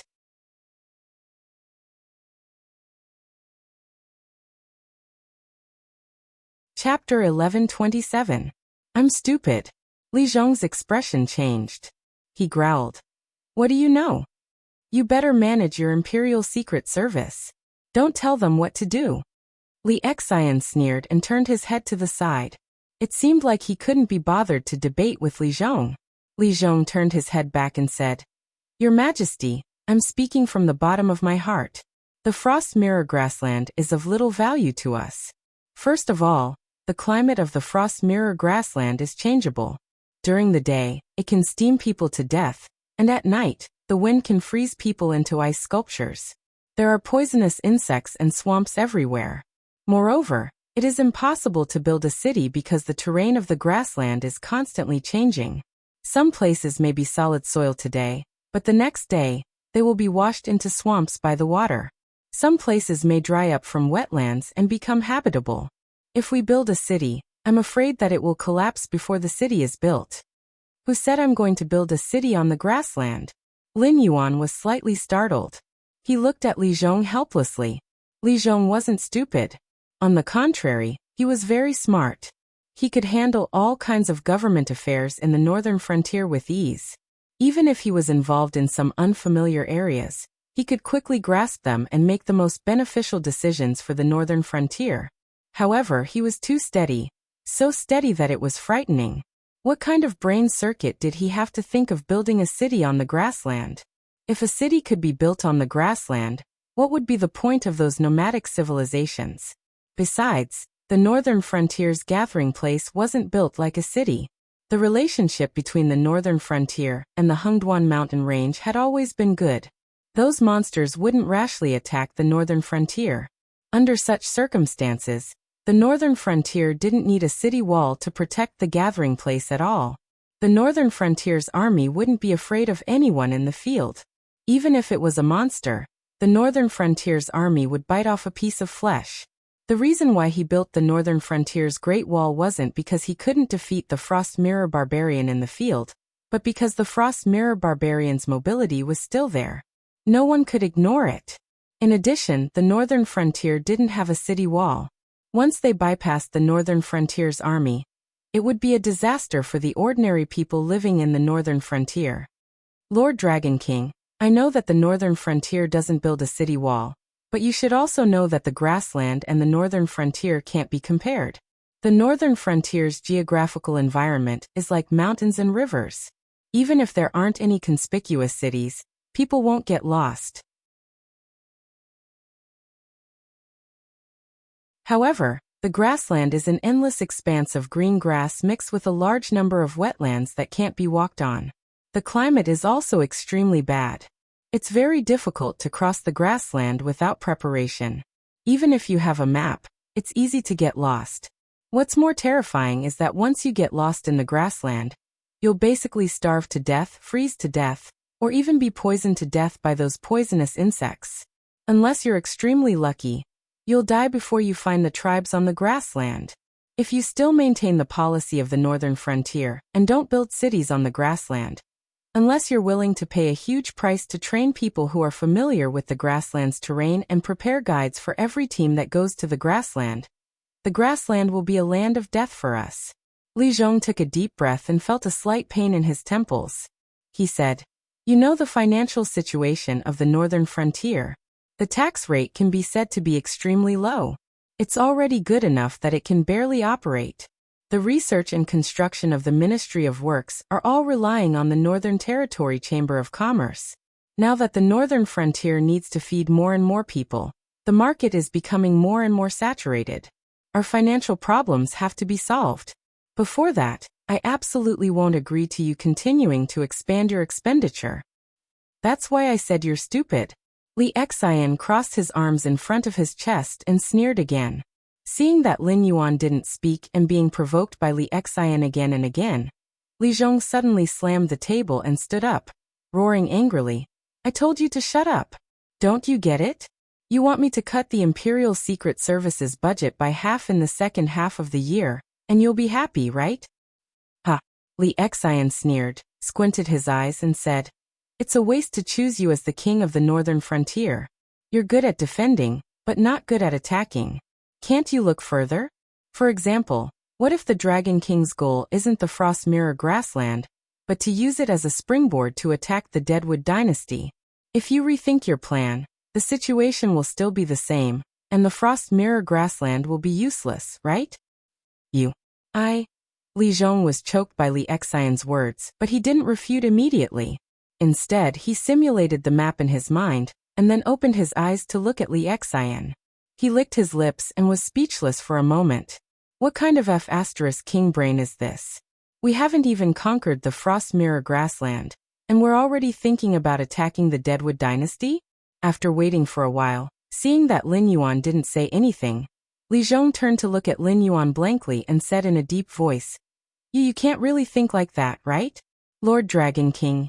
The Frost Mirror grassland isn't useless. I have other uses for this region, but Li Xian is right. I want to use the Frost Mirror grassland as a springboard to attack the Deadwood dynasty. This is our next phase of the strategic deployment. The corners of Lin Yuan's mouth opened, revealing a ferocious smile. After being hit by Lin Yuan, Li Zhong immediately leaned back. His eyes were filled with shock. That's why I said you're really stupid. Why don't you think about it? There are so many people in the Frost Mirror grassland. Why don't we accept these people to contribute to the northern frontier when we have an absolute victory? Why do we let the Hengduan mountain range's demon beasts run amok in the Frost Mirror grassland while we attract the Shuangjian dynasty's main forces? Li Xian looked at Li Zhong with a grin and said with a hideous smile, Since the Dragon King made this deployment, he never wanted to take the Frost Mirror grassland, let alone leave those barbarians alive. Think about it. After some time, when the news of the Frost Mirror grassland's main forces being wiped out reaches the grassland, and the Hengduan mountain range's demon beasts are slaughtering the barbarians, where will those Shuangjian barbarian go? Gulp. Li Zhong swallowed his saliva. His face was a little pale, as if he was frightened by the speculation in his heart. The sudden attack of the Hengduan mountain range's demon beasts will definitely catch the Shuangjian barbarian off guard. At that time, what they will have to do is to resist the slaughter of the demon beasts. However, don't forget that the Dragon King promised those demon beasts that the demon beast tide attacking the Frost Mirror grassland this time will not be the small fries in the periphery. Every clan will send out their elites. With the remaining strength of those tribes, they will definitely not be able to contend against these demon beasts. Therefore, they can only escape. To the north is the Hengduan mountain range, to the south is the area controlled by the Sky Demon, and to the west is our northern frontier. They definitely won't dare to go to these three places. Therefore, they can only escape. Li Xian still had a hideous smile on his face.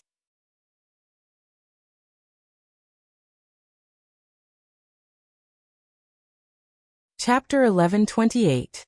Li Zhong pondered for a moment and realized that was indeed the case. He was not an argumentative person. As long as there was no problem with logic, he would not ask questions like, Why are you so sure? Since the northern frontier was established, the Shuangjian dynasty had fought 2 wars with the northern frontier.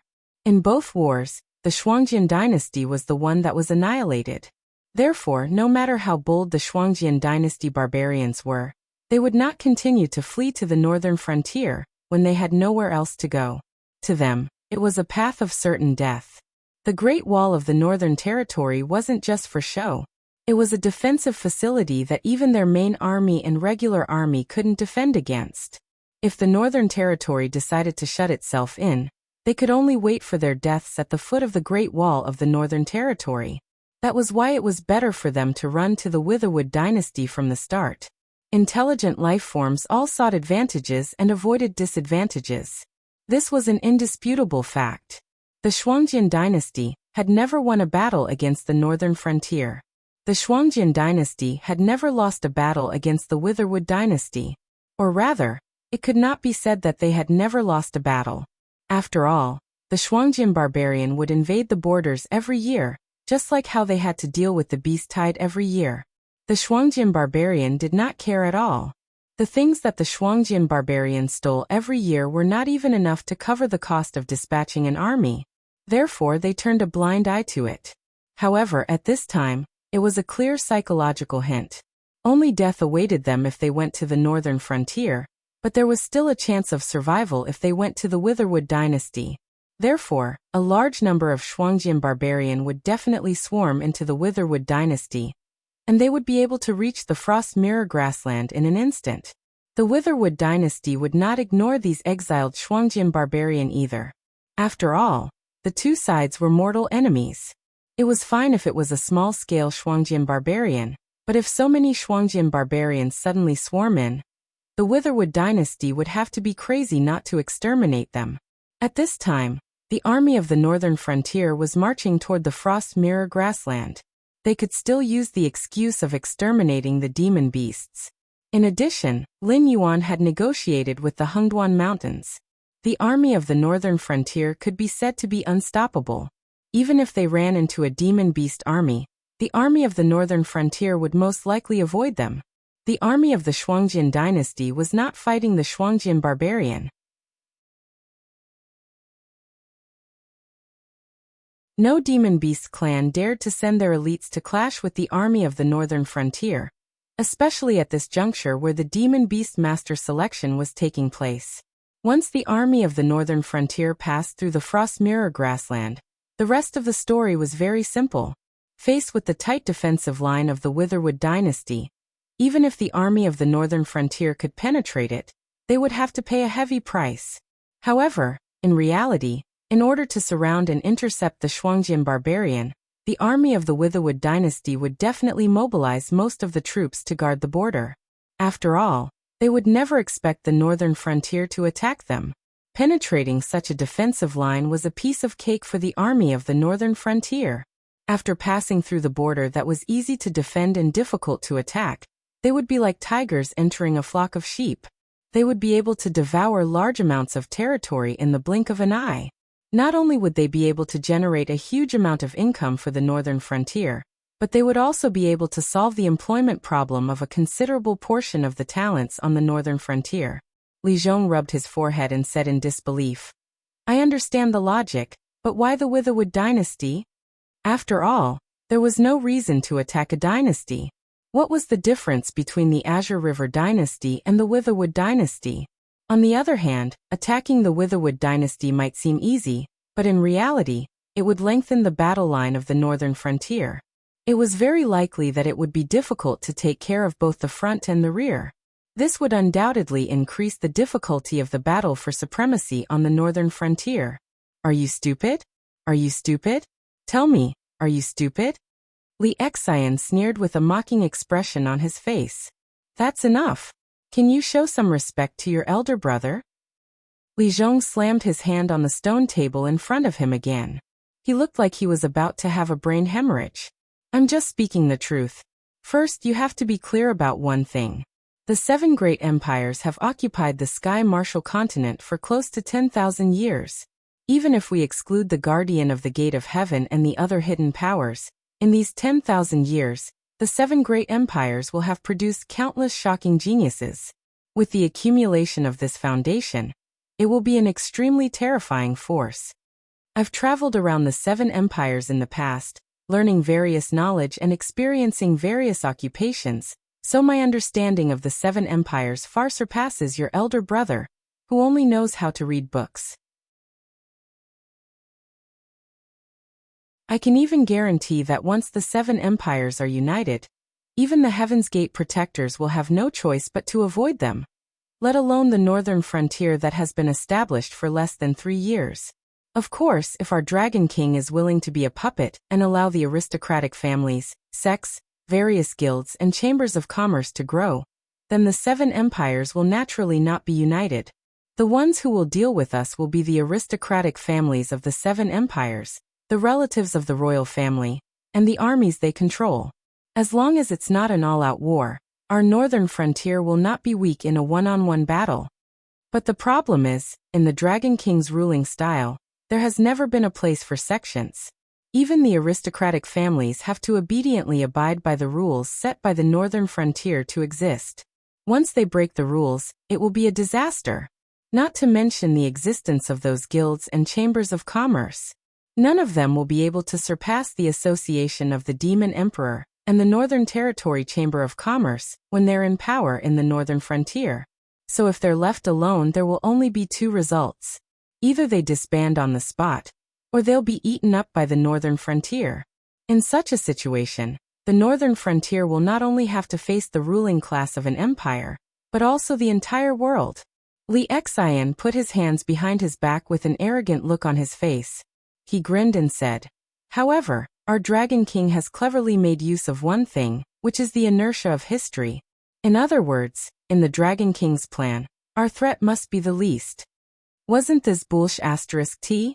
Li Zhong really wanted to spit at Li Xian's face. The northern frontier's threat level was small? How f***king small could it be? Anyone who wasn't an idiot would know that the structure of the 7 empires in the Tianwu continent was already set in stone.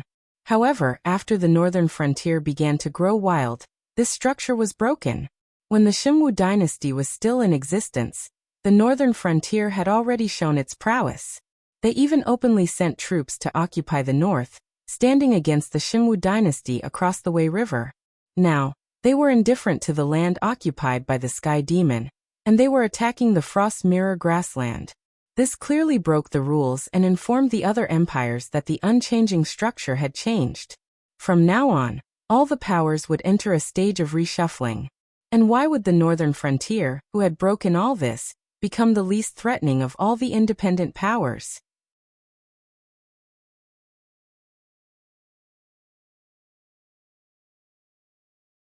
Chapter 1129.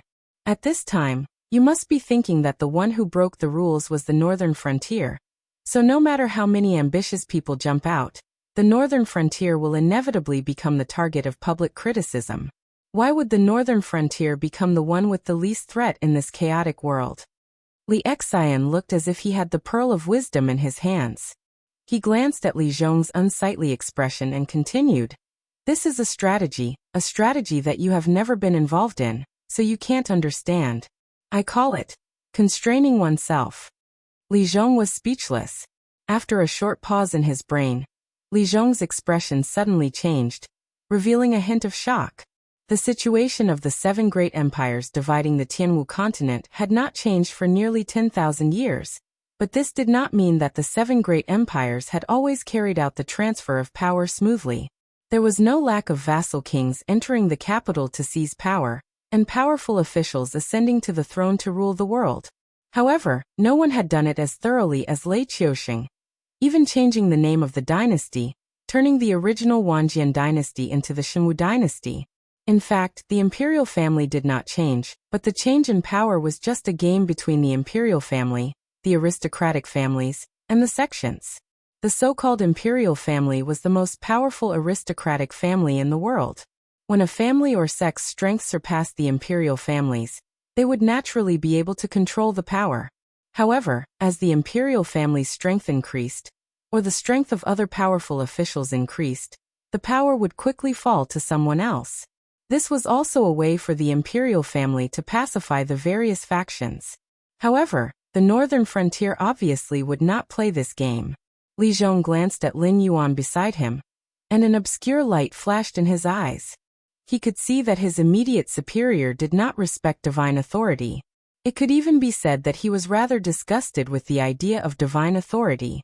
Furthermore, some of the ideas could not be said to be bad, but compared to the two sets of laws of the other empires, the new laws of the northern frontier were obviously too mild.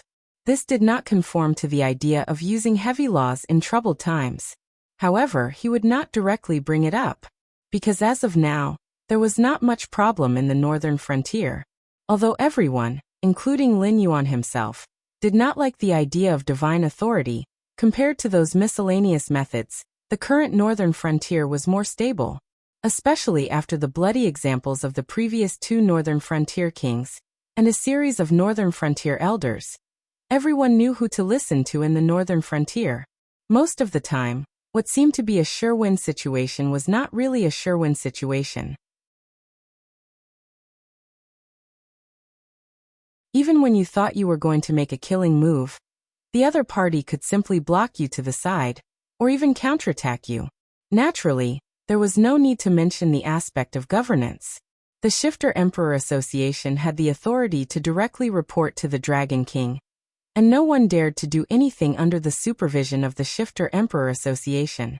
Furthermore, with the embroidered uniform guards supervising the officials at all levels, especially under the control of Li Xian, such supervision was not as simple as just official matters. Even what some officials said or ate when they returned home would be recorded by the embroidered uniform guards hidden in the dark. Regarding this, Li Xian also had a very reasonable explanation. After all, Luo Su and the previous batch of people under the protection of the embroidered uniform guards had carried out these shady activities in private. As long as they had a clear conscience, why would they resist the supervision of the embroidered uniform guards? However, after leaving these links, the current situation in the northern frontier was no longer something that Li Zhong could control.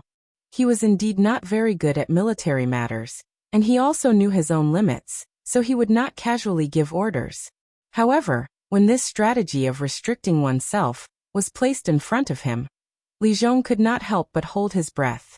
The northern frontier currently had the qualifications to occupy all of the Xinwu dynasty's territory in name.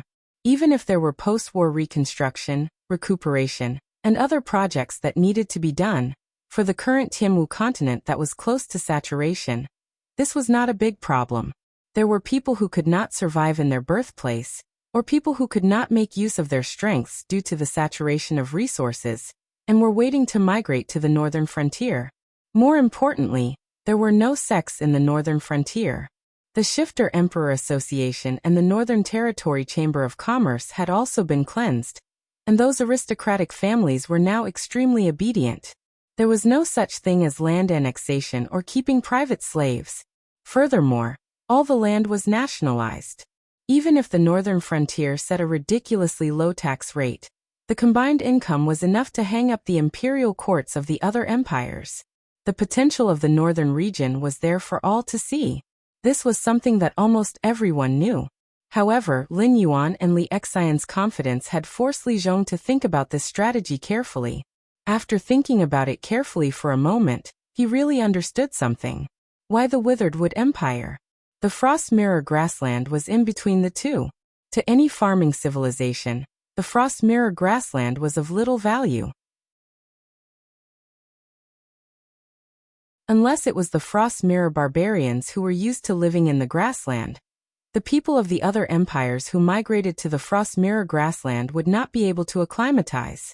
Therefore, the Frost Mirror grassland was of little value to the northern frontier, especially since they could only be nomads and could not produce any important resources. Not to mention that there was not much land suitable for farming. There was simply no land suitable for farming. In the past, the Shuangjian dynasty would only eat meat like demonic beasts. They would only trade with the caravans of other empires if their bodies could not take it anymore. All kinds of crops were sold to the Shuangjian dynasty at sky-high prices. Therefore, Li Zhong did not know what use the Frost Mirror grassland would be to Lin Yuan for the time being. He only knew that if Lin Yuan handed the Frost Mirror grassland to him, it would be a complete mess. What was even more terrifying was that the Withered Wood Empire was the complete opposite of the northern frontier's governing philosophy. The Withered Wood Empire's royal family was originally from a sect. They established their country through martial arts and dominated the world. They were invincible in the Withered Wood Empire. After establishing their country, They began to cultivate sects and the clans under them. Instead of saying that the Witheredwood Empire was an imperial court, it was more accurate to say that they were the most powerful sect in the Witheredwood Empire. It was evident how difficult it was for the northern frontier to conquer the Witheredwood Empire and implement the governing philosophy of the northern frontier. Li Zhong thought about it carefully. If he did not find anything wrong, he might not be able to see the Witheredwood Empire completely become a territory of the northern frontier, even if he served for the rest of his life as the king of the northern frontier. If he did not attack the Qian Empire, the Qingjiang Empire, and the Xinwu dynasty did not want to take over the Frost Mirror grassland, then use it as a springboard to attack the Witheredwood Empire, which had no conflict with the northern frontier, but just could not get along with. Such an action was almost perfectly avoiding all the correct answers.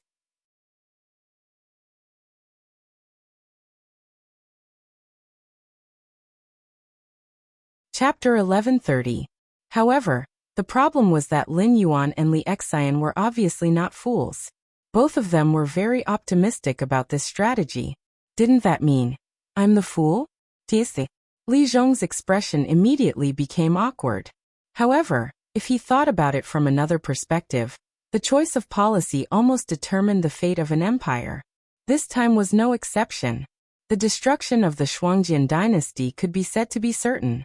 Under such circumstances, no matter what Lin Yuan did, he would break the situation of the 7 empires segregating the Tianwu continent.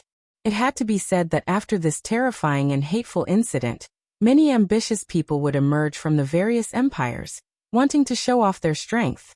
After all, the Xinwu dynasty was a very strange place. First, Lei Qiuxing appeared and accomplished the impossible, overthrowing the Wanjian dynasty's rule and becoming the new nobleman of the 7 empires. Then, in less than 100 years, the northern frontier's Black Jiao appeared. When these two unrelated incidents were put together, it was enough for those ambitious people to see the decay and decline of the empires. Moreover, there was Lei Qiuxing and Lin Yuan. They perfectly proved that imperial power was not unshakable. As long as one had enough strength, anyone could create a new empire. Therefore, an extremely terrifying chaotic world was about to be set off.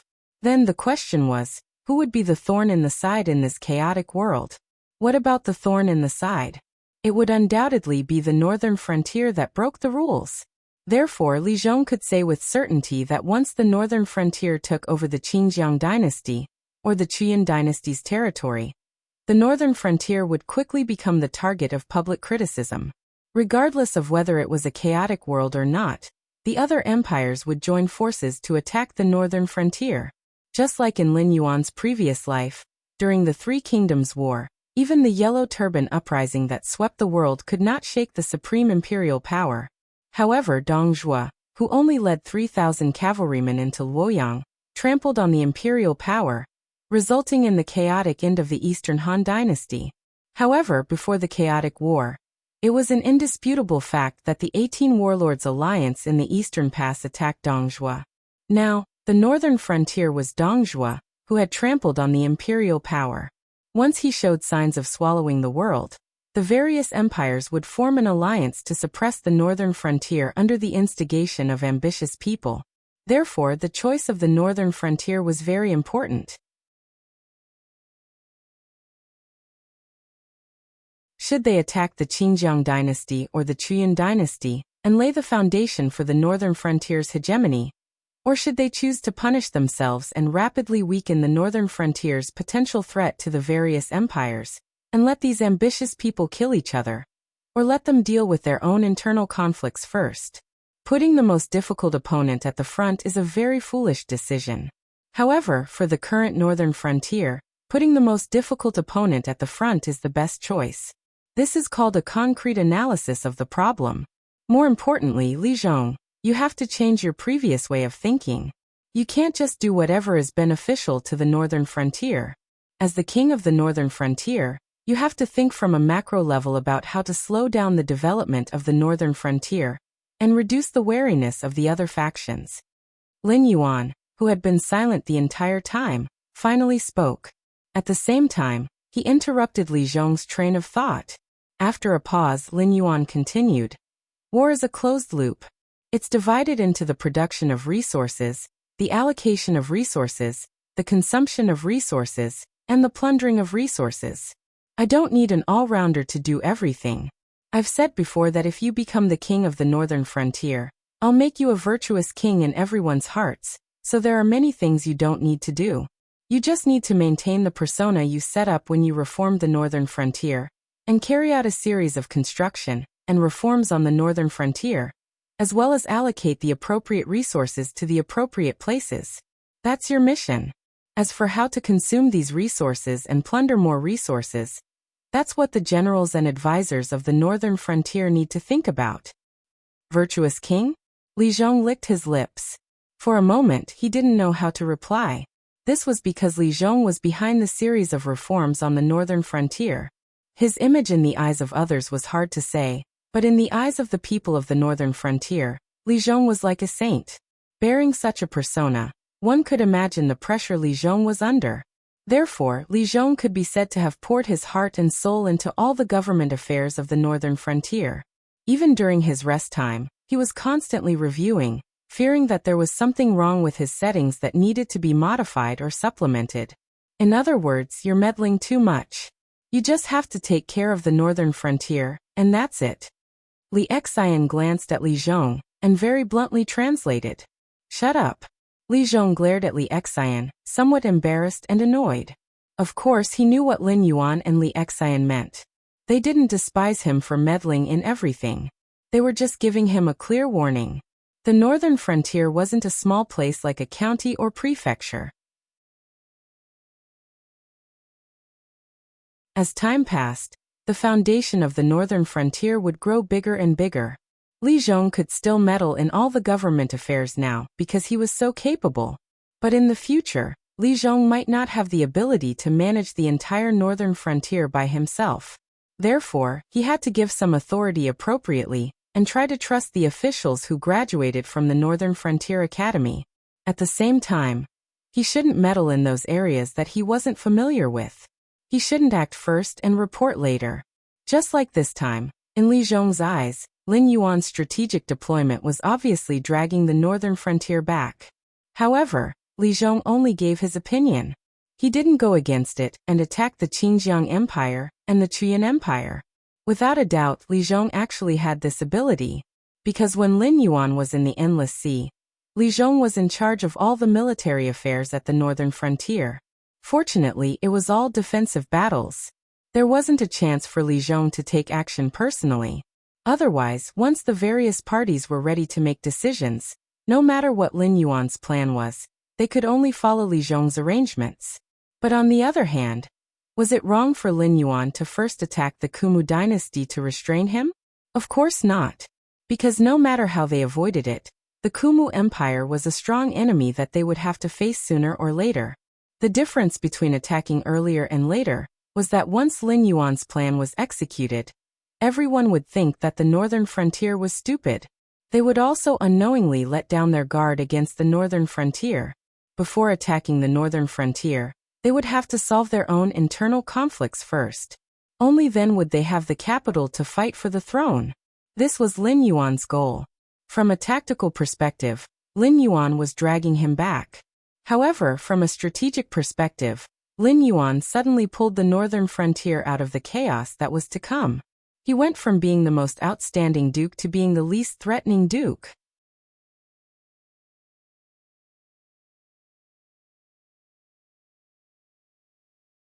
Chapter 1131. Thank you for your advice. Li Zhong sincerely saluted Lin Yuan. To be honest, he really didn't have any dissatisfaction in his heart. Although Li Xian's words were a bit unpleasant and somewhat disrespectful to his elder brother, this was indeed his own problem. If it were anyone else, they would have some dissatisfaction with his behavior. It could even be said that because of Li Zhong's existence, those outstanding graduates of the Northern Frontier Academy almost didn't have any chance to personally handle government affairs after being assigned to the Northern Frontier Prince's mansion. The nominal leaders of the various yamen had all become mere decorations. Basically, they were just assistants and running errands.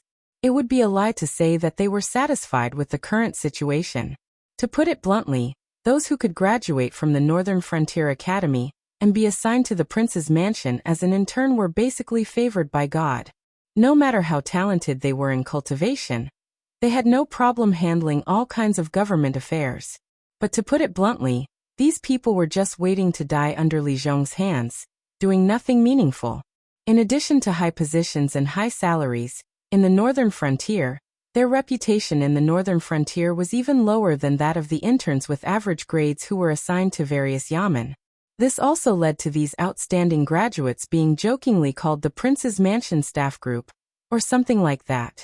This was no small matter. The Northern Frontier Academy's enrollment standards were not very strict, but compared to the academic system in Lin Yuan's previous life, the Northern Frontier Academy emphasized the apprenticeship system, which meant that the academy taught you all kinds of courses and practical tricks. When you felt that you were qualified to graduate, you could directly apply to the instructor in charge of teaching you. The instructor would arrange some exams for you, and if the exams were successful, you could graduate. At the same time, according to the exam results, you would be assigned to different places for internships. It was conceivable that under such a system, students who could quickly finish all kinds of courses and graduate smoothly, and also achieve excellence in all aspects and be directly sent to the Northern Frontier Prince's Mansion for internship in the Northern Frontier, the highest institution in the Northern Frontier, were of a high standard. Such a group of people, you let them just wait to die and run errands? Do you think they have any thoughts of killing people? They worked hard to cram in all kinds of knowledge and graduate before most people. Wasn't it just for a good future? In the end, they even took off their pants. And this was what you showed them? Therefore, Li Zhong could be regarded as a strange man. His reputation could be said to be polarizing. In the eyes of the commoners, Li Zhong was a living sage that was hard to come by. In the eyes of the academy's students, Li Zhong was a monster who suppressed them and didn't allow them to stand out. Lin Yuan didn't have hands. If he had hands, he really wanted to hand. His head really hurt. What kind of freaks gathered in the Northern Frontier? In the military there was Li Zhongsheng, who had all kinds of military knowledge, but only knew how to do things according to the book. Occasionally there would be a crazy freak. There was Li Xian, who learned a lot of theories, but was only interested in intelligence agencies. Now his reputation in the Northern Frontier was enough to make children stop crying. As for the civil officials, there was also Li Zhong, who could be said to be all-round but a little too steady. He didn't want to do anything that didn't benefit him. He felt that he could do anything, so he simply finished everything and didn't give anyone a chance to stand out. Birds of a feather flocked together. Lin Yuan now often wondered if there was something wrong with him. What kind of freaks were under his command? And in the prince's mansion in the Northern Frontier, when the big shots representing the supreme, the royal power, and the supervision were confiding in each other. In the distant battlefield of the Northern Frontier, cruel massacres were also rapidly erupting and ending. During the spring and autumn warring states period, the Great Qin Empire had swept through the 6 countries, relying on all kinds of black technology. For example, a large number of military products were unearthed from Emperor Qin's tomb.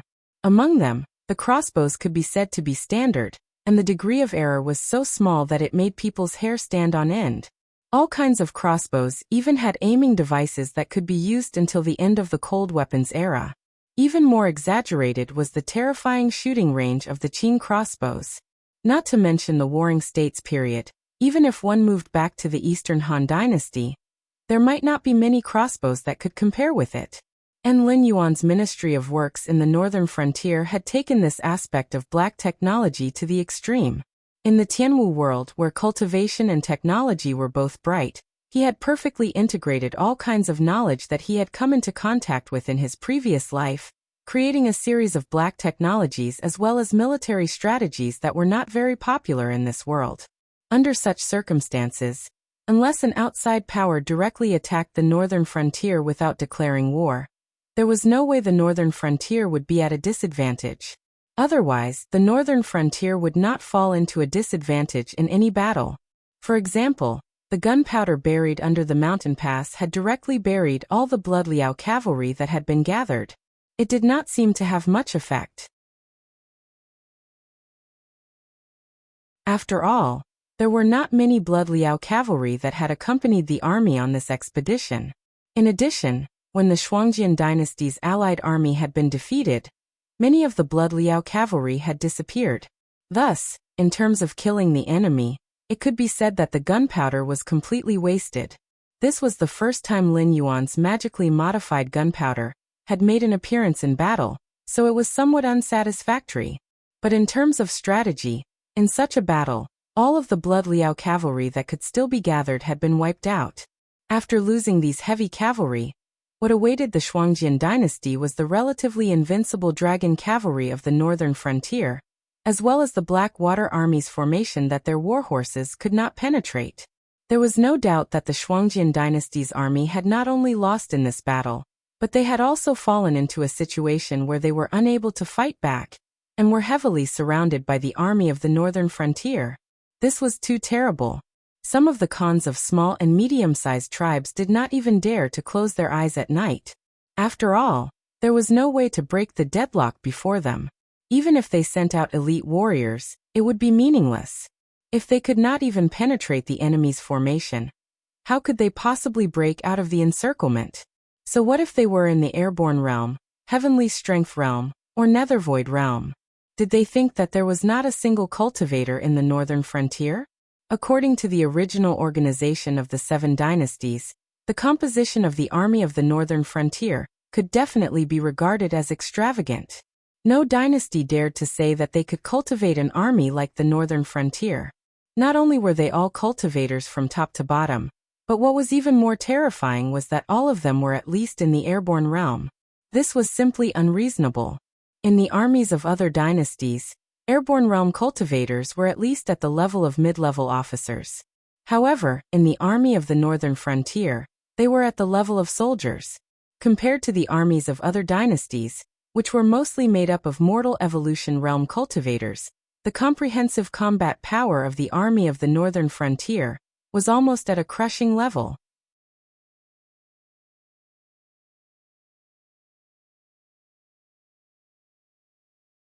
Chapter 1132. Regardless of whether it was Shen Linjun or the Shueliao Knights, why were they able to become ace troops? Firstly, their standard equipment was basically 1 or 2 generations ahead of other troops. Unless they encountered other ace troops, they were practically invincible. Secondly, the techniques that they cultivated were carefully selected by their respective dynasties, and were the most suitable techniques for them. Although they were not as terrifying as Lin Yuan's universal scripture, they were not too far off. Thirdly, the most important issue was resources. With the support of a dynasty behind them, they were simply not as tyrannical as aristocratic families and factions. Of course, if it was the kind of faction or aristocratic family that was overseen by the Heavenly Gate's guardian, they would not lose by too much. They would probably have a 40-60 ratio. With this level of resources, not to mention a group of carefully selected geniuses, even a group of pigs could be nurtured into martial Tianpeng. Furthermore, for any dynasty, ace troops could not be used as firefighters. They would only be mobilized when the situation was truly critical, and they had no choice but to be mobilized. Only then would they receive orders to go into battle. For example, when the northern frontier had just been established, according to the military organization of the Xinwu dynasty, other than the border troops that could not be mobilized to defend against the Shuangjian dynasty, Shen Linjun of Wei River City was the closest to the northern frontier. Based on the power of the northern frontier at that time, not to mention Shen Linjun's official troops, even if they dragged out 300,000 reserve troops, they would be able to directly overturn the entire northern frontier.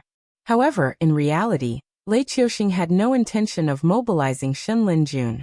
Instead, he had mobilized troops from the southern coastal areas, and even spent money to hire a large number of mercenaries to expand the troops.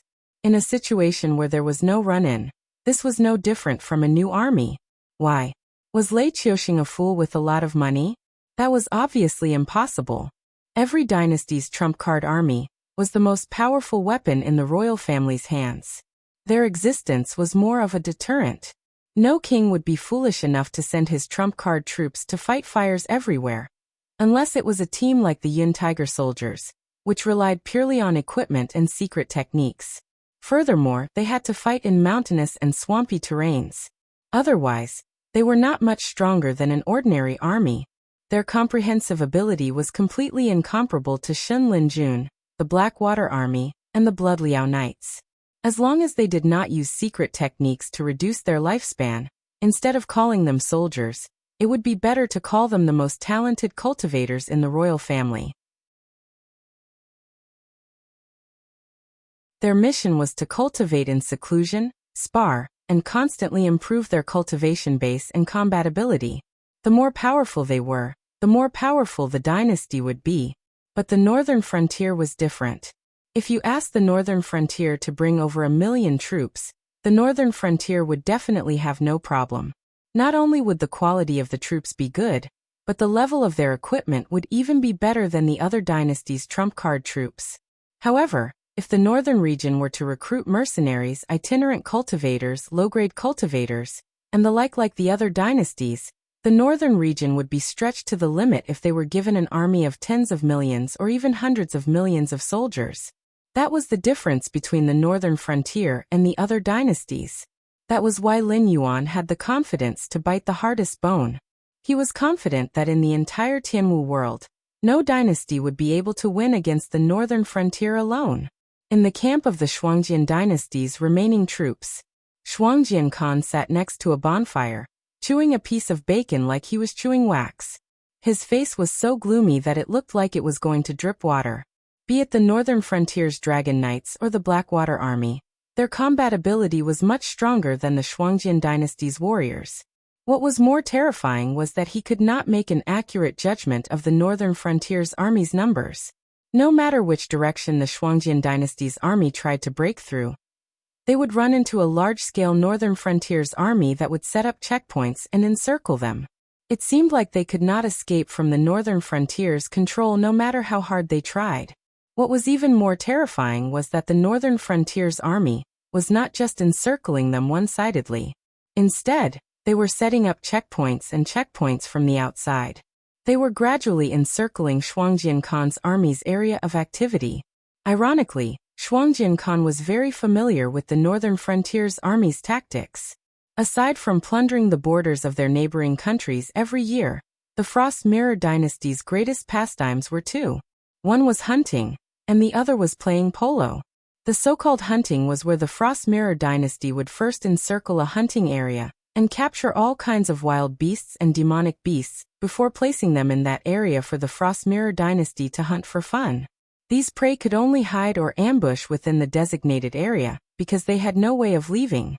If they didn't walk into a dead end, they would be killed by the Frost Mirror warriors who were in charge of guarding the area. Shuangjian Khan was a person who liked to enjoy life. He would hold at least 2 hunting events every year.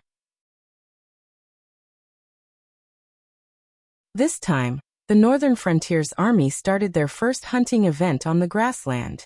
They were the prey in the jar. It was humiliating.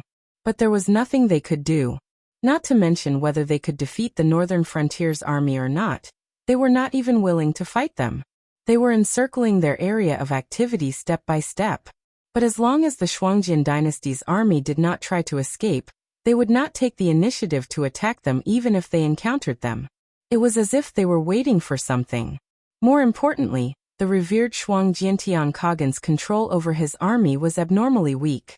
His loyal Bloodridge Knights had all perished at the checkpoint, and the rest were small and medium-sized tribes loyal to the imperial family. But this loyalty was clearly limited. To put it bluntly, they were loyal to the heavenly Khagan who could give them a better life, not this stubborn old man who had led the Shuangjiantian warriors into despair. He often saw the Khans of other tribes gathering together and whispering. He also heard that someone wanted to take his head and send it to the northern frontier in exchange for a way out. What was more terrifying was that at first he could still use Shuangjian Khan's name to command some troops. But as time went by, Shuangjian Khan's name became less and less useful. Not to mention the other tribes, even some members of the Shui Liao tribe would stare at him with eyes that made his hair stand on end from time to time. He recognized that gaze. It was the burning desire to survive. He had seen it in the eyes of many people who wailed under the scimitar. These were all hidden dangers that were still brewing, but he was helpless against them. He couldn't think of a way to deal with them unless he could lead the Frost Mirror warriors and find a way to survive. Otherwise, these hidden dangers would erupt sooner or later. When that time came, let alone their heads, even their limbs and organs would be cut into countless pieces and sent to the Northern Realms to be rewarded for meritorious deeds.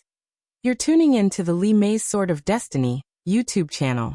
We're so grateful for your support, and don't forget to subscribe to join us on this incredible journey through captivating stories. Your generosity through donations truly makes a world of difference, as it's the primary source of revenue that allows me to expand and enhance this channel for you.